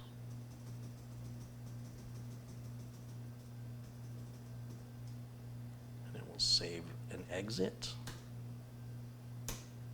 And it's going to start up Windows 10 again. And I was unable to determine the way I thought I was going. I thought for sure I was going to see the firmware information on the drive, which kind of under NVMe configuration gave us some of the information, but not all of it. And it did tell us the ADATA drive was larger. So you thought the Samsung drive was larger. Yeah. Both manufacturers say it's 2 terabytes, but they're rounding, right? So neither one of them's lying. Okay. And then there's a different amount of space for the provisioning area that I mentioned. So here's what I'm going to do. I'm going to hit next and install now. And just real quickly, I want to just see if anybody in the chat room has a suggestion before I do what I'm about to do. And in the chat, it looks like we've missed some contributions here. Sharon Idles contributed £1. Niles Van de Sand with €2. He says, is the left CPU bracket in on a wrong angle? I have no idea. I can look at that later. Paul O'Brien with €2 says, hey Mitch, you show your boss you can build a computer. And I'm not his boss, that's for sure. Give Mitch a Coke to calm his nerves. That's from Paul O'Brien with €5. Thanks, Paul, for those contributions. And George Z has contributed $5 and says, hey guys, get Carrie and Mitch a pizza. They are hungry. Yeah. We're just about we're about to finish here. I just wanted to quickly look. No, somebody said obviously take Redneck Nukem says Samsung usable space is 1908. The smaller drive is the Samsung in Windows setup. the smaller drive. This Michael says the one closest to the CPU is disk 1. Well, but I don't know that it showed it as disk 1 or disk 2. I think it showed it as boot order, if I'm not mistaken, but I could be wrong. It says just pull the power from the drive you don't want to use. Well, these are M.2 drives, which are underneath heat shields, which obviously we could shut the machine off take the heat shield off the bottom drive, the ADATA drive, and unplug it, pull it out of the socket. Then we'll have one, and we wouldn't be in this position. But I got to tell you, I'm just, again, looking just in case somebody's got an idea here. Like Black Widow 82 says you can run the command line and run disk part and look at the disk that way. Yeah, you could. But here's another thing you can do, which is guess. Okay. Because neither drive has been used. So if you guess wrong, you can just wipe the partition and do the other drive instead. So you got a 50-50 chance of getting it right. And if you would have thought about that, you being me, if I would have thought about that when we were building, I would have left the second drive out, because in many cases you can tell from the size. Like if one was a 1 terabyte, one was a 2 terabyte. But since they're both 2 terabytes and they're both M.2, Okay. it's sort of it's going to be a guess. So they're suggesting the one that has 1908 is the Samsung, and that sounds fine. It's as good of a option as any other logic I We can shall come up with. see. So back to I don't have a product key, Windows 10 Pro, next, end user license agreement, any minute, there it is. Custom install. So the top drive at 1907.7, they're suggesting that that's drive 0. Drive 0 is in the top slot. That makes sense to me. Okay. Drive 0 should be the one Okay. plugged into the... I say take a chance, yeah. Yeah, and then I'll hit next. Now it's going to automatically partition, format, and install Windows 10 on that drive. This is going to happen real quick. Yeah. So we'll just wait a minute, and we'll see which drive we end up on. Okay. All right, so thanks for the suggestions in the chat room. I really thought, honestly, I thought the BIOS was going to provide me a little more information, but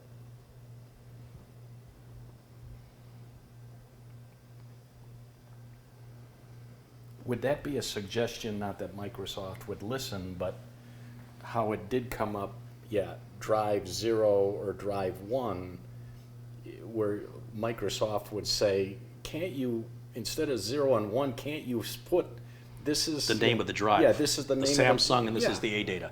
Yes, that is in the... No, it's not much code. How much code would that be? Not much. And then, like you said, then the person would go, oh, I want Because that one. once I want that you're one, in boom. Windows and you right-click on your C drive, you can see the properties of the manufacturer details of the firmware of the Look how drive. fast that was. God. Oh, it's already doing its boot. It's boot. You need to get a little closer to me. And you need to be a little shorter. Here, we can move that up. All right, here we go. This is our first boot now off of one of the drives. I don't know whichever one it is. I would think drive 0 would be the one, top port. The closest, yeah. Well, I don't know. Look at that thing fly. Mike, I'm And they're both fast drives. It's not like Yeah. you would really be doing yourself a disservice booting off the ADATA drive. It's just that the Samsung drive is a little faster, a little bigger of a buffer, which may come into play when copying a lot of files or large files. So we're going to find out here in just a moment. Fingers crossed. Like a album cover to a Loverboy album.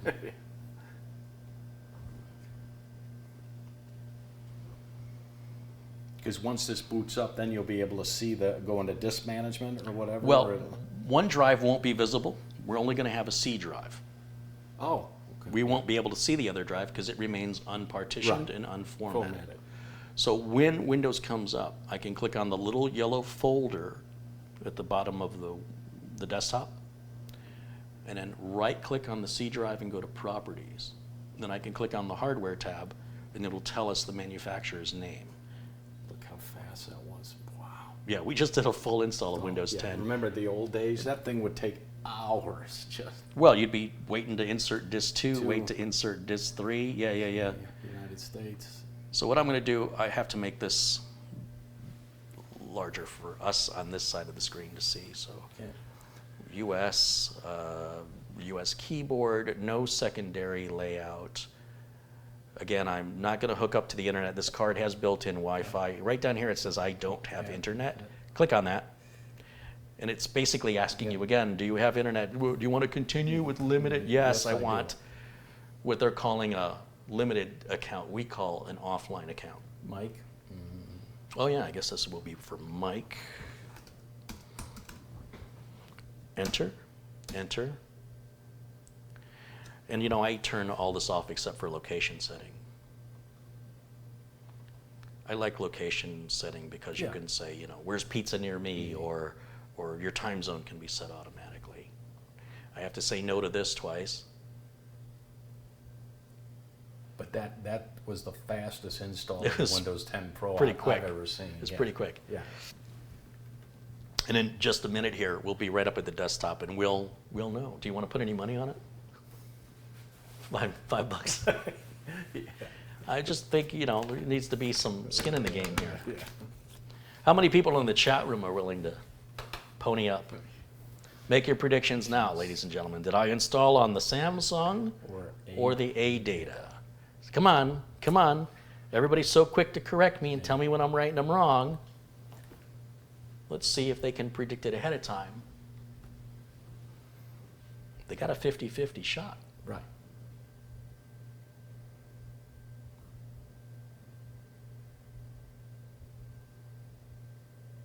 Here's a question for you. Now, can you RAID two NVMEs? Can you RAID those two? Or You they can, however, you actually will get slower performance on a home like Machine. like an AM4 or socket 1151. You'd have to go to an X299 or X399. But honestly, if you just went to PCIe Gen 4, you'd get faster speeds than RAIDing two Gen 3s. There you go. All right, so yellow folder. This PC, right-click on the C drive properties, Drum roll, please. hardware.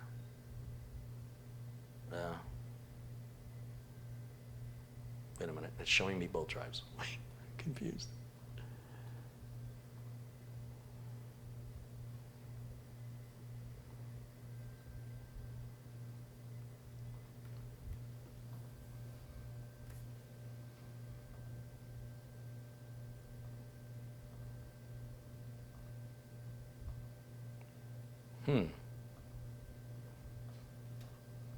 Well, that's not as clear as I thought. Clear as mud. Chat, any suggestions? Well, no, I mean, Yeah. you now that we're here, we could certainly go to a command prompt.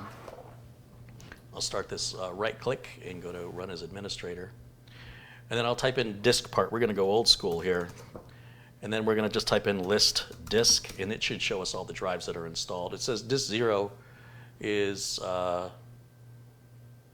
still doesn't tell us the manufacturer. We're only getting the size. Select disk 0. Well, it doesn't tell us anything. All right, here's what I'm going to do. I got one last trick up my sleeve, and that is I'm going to pull a flash drive out, and Nothing up Crystal my sleeve. Crystal Disk Info is going to be your best friend because it's going to read the status of the drives, Okay. and it should be able to tell us, I think, if we bring up Crystal Disk Info, which is a free third-party utility, and I always run the portable version of it. Let's just copy it out to the desktop.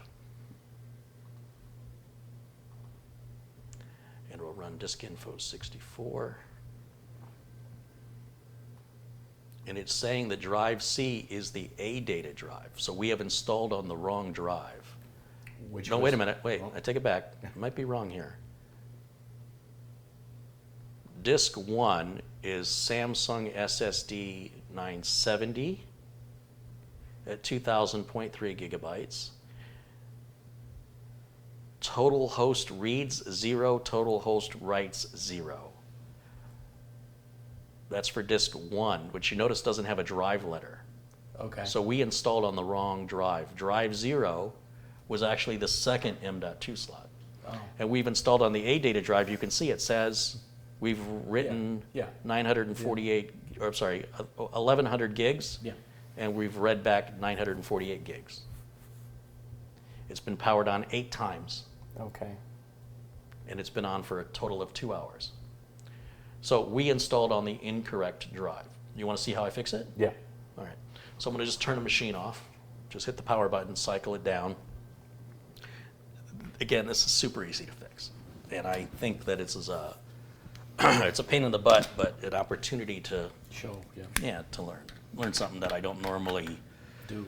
because I wouldn't install 2 drives like that. So anyways, we're gonna turn it on. It's not my fault. You made me do it. Yeah, you're right. I'm gonna hit F12 with Gigabyte board. That should bring up the boot menu. Okay. And I want it, because now it's gonna auto boot to the M.2, and I wanna force it to boot now to the SanDisk Extreme, which is my Windows 10 installation media. So you have to manually, when there was no bootable device other than the Windows 10 media, it didn't have a choice. But now it's got a choice, so I have to manually override it. So again, we're back to the installation area. Now watch this. We're going to do all the same steps I've already done. I don't have a product key. I'm installing Windows 10 Pro. And again, this is why I'm not using a product key, because it just slows my, it takes a while to type that in. Custom. Now look at drive 0 has 4 partitions and drive 1 is completely unallocated. Click on each one of these and hit delete. Whoops. Knowing that this completely wipes the drive. So if you have any data on your drive that you want to keep, Gone. do not do this. But this is a brand new drive. There's no data on it I want, and I'm just wiping out Windows 10 on it. Now it's back to the way it once was just a moment ago, fresh out of the box. Only this time I'm going to select drive 1. For future note, the smaller drive is the Samsung drive, and the second, it is everything the opposite of what we said. Then I'm going to hit next, and we wait for the install to complete. It was really that easy. It's not a big deal. And it would have been easy to just take that one screw out. Yeah. At the end of the day, it just kind of depends on your frame of mind. Much easier, like you said. Put in your boot drive, put your Windows, get your Windows going, turn it off, put in the second drive, and Yeah. easy peasy, no worries. And Sharon Idle says, I win, I'll contribute my winnings. Right on. but that was interesting, Right? very interesting. I thought Might be a little quick tip video in there. Maybe. Yeah, I mean, very. I normally don't have the patience to do this on purpose. Yeah. So with that, So we're going to let Windows 10 install, and then we'll just verify one more time that it's all good to go.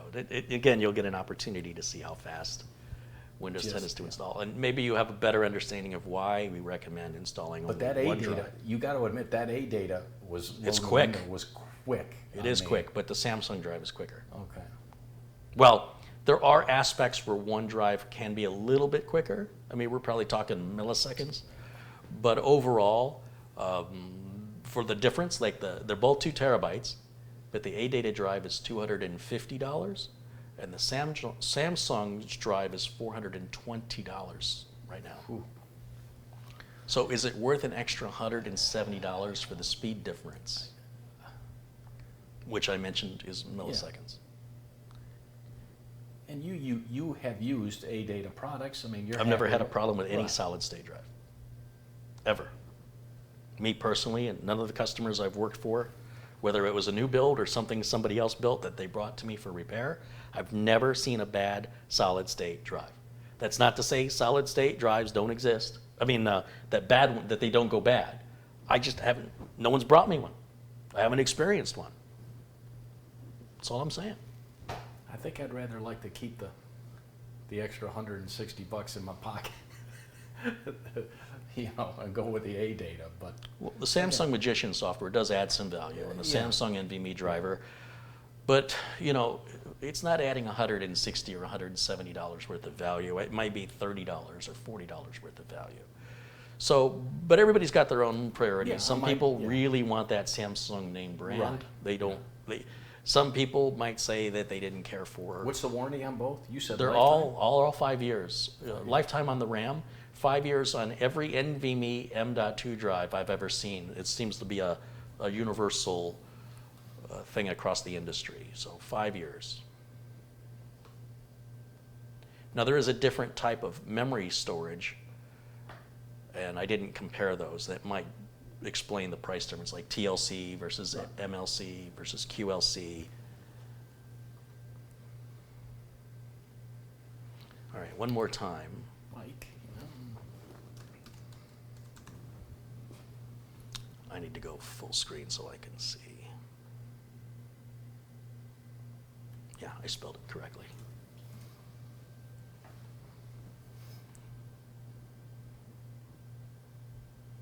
So what do you think, Mitch? You ready to build another one? I think, yeah. I'm really fascinated with those. What do you call them? They're not mini ITX, or yeah, they're mini. They're not micro. Micro is the very, very small. No, which no, is ridiculous. micro. So that system back there, this here, this is micro ATX. Okay, well, The motherboard's a little smaller. I guess I'm talking about the cases. Those are mini ITX. the Liam Lee. Mini ITX. Mini ITX. This is ATX, Yeah. micro ATX, And then mini. mini ITX. Is there one even smaller than that? Yes. Yeah. You get Not the Nook, but I mean. yeah, the Nook size. Yeah, I forget what that form factor is called. I'm sure that they'll tell me in the chat room. But Yeah. the Nook isn't alone. That isn't a form factor. Gigabyte has the Bricks line, and there's a couple other manufacturers that. But I just think that Liam Lee, you know, it's just. Well, it's that just a Leon nice, Lee was the TU 150 was kind of big. I thought, yeah, compared to the silver one. Yeah. Yeah, I mean, I prefer. Have the you seen the sizes- silver one up close? No, I haven't. Yeah. Well, since it's going to take a few minutes, let me grab it so you can see it in person. You know, I'm a smaller guy than you, so it probably looks bigger when I hold it.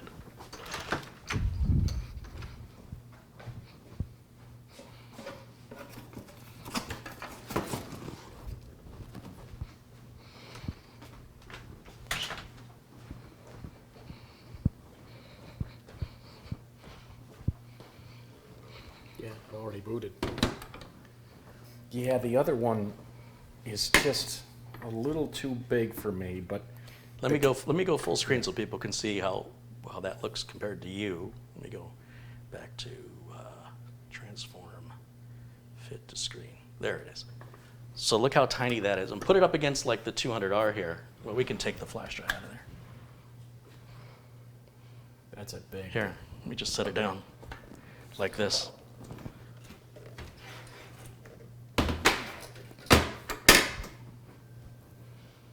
So that's mini ITX. This is a full-size ATX motherboard, meaning it's a bit wider and longer. And you can see it's got, you see all the slots here? Yeah. How many do we have? 7? 1, 2, 3, 4, 5, 6, 7. A micro ATX board will only have 4. Doesn't quite go as deep.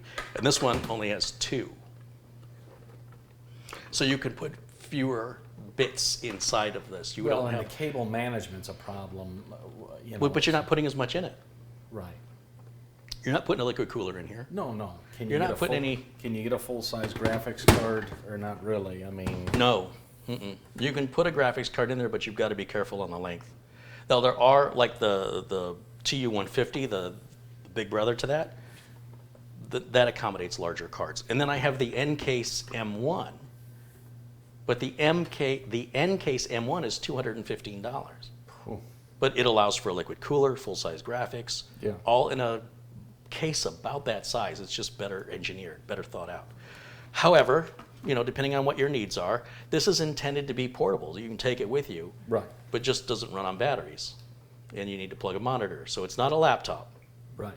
but it can also be cheaper than a laptop for gaming, because a gaming laptop can be quite expensive, and this is a lot easier to upgrade than And a I don't mind. I wouldn't. Do you mind see how the side panels come off? Yeah, I wouldn't mind this sitting on my desk, or you know, down below. But this wouldn't bother me on a corner. Where's that other one?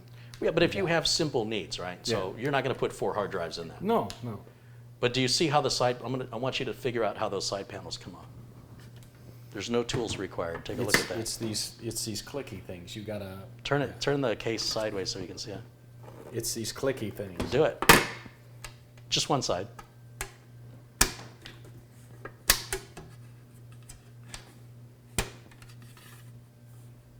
Turn the case a little bit so we can see what you're doing. Oh, and this has got little nubbins. Yeah, Yeah.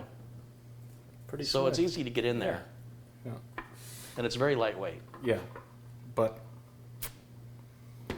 Uh, Should we build something in there for you? no, a little too. Now that I see Little it too with, little? with my own eye, yeah, I don't like it. So. Oh, now you don't like it. No. Well, that changed quick. That Well, what was the escalated. next size up? Yeah, the. Well, then you go to the TU-150, which is still mini ITX. It's just a, It was bigger though. Yeah, When you had them both side by side. oh yeah. Yeah. But they both only accept mini ITX motherboards. Yeah. So you're going to be limited to Yeah. the number of cards. But what it affords you is a little more room for like cable management or a liquid cooler or, you know, things that this one won't do. But at the end of the day, when we're talking about micro ATX or mini ATX, we're talking about the size of the motherboard. Right. You see this case? The same motherboard that goes in there will fit in here. But you know how silly that'll look? Yeah. What were we going to do in Windows? I'm just going to verify that we're on the Samsung drive. So what I'm going to do to do that, to accomplish that, let's go back over to... Because we're just about out of daylight, folks. yeah, we have to go, and we're both starving to death. Mitch is going to murder me in 2 minutes. Full screen. Here we go. So I'm going to go back to my flash drive, my utilities flash drive I just plugged in, and we'll run the Crystal Disk Mark in. No, Crystal Disk Info.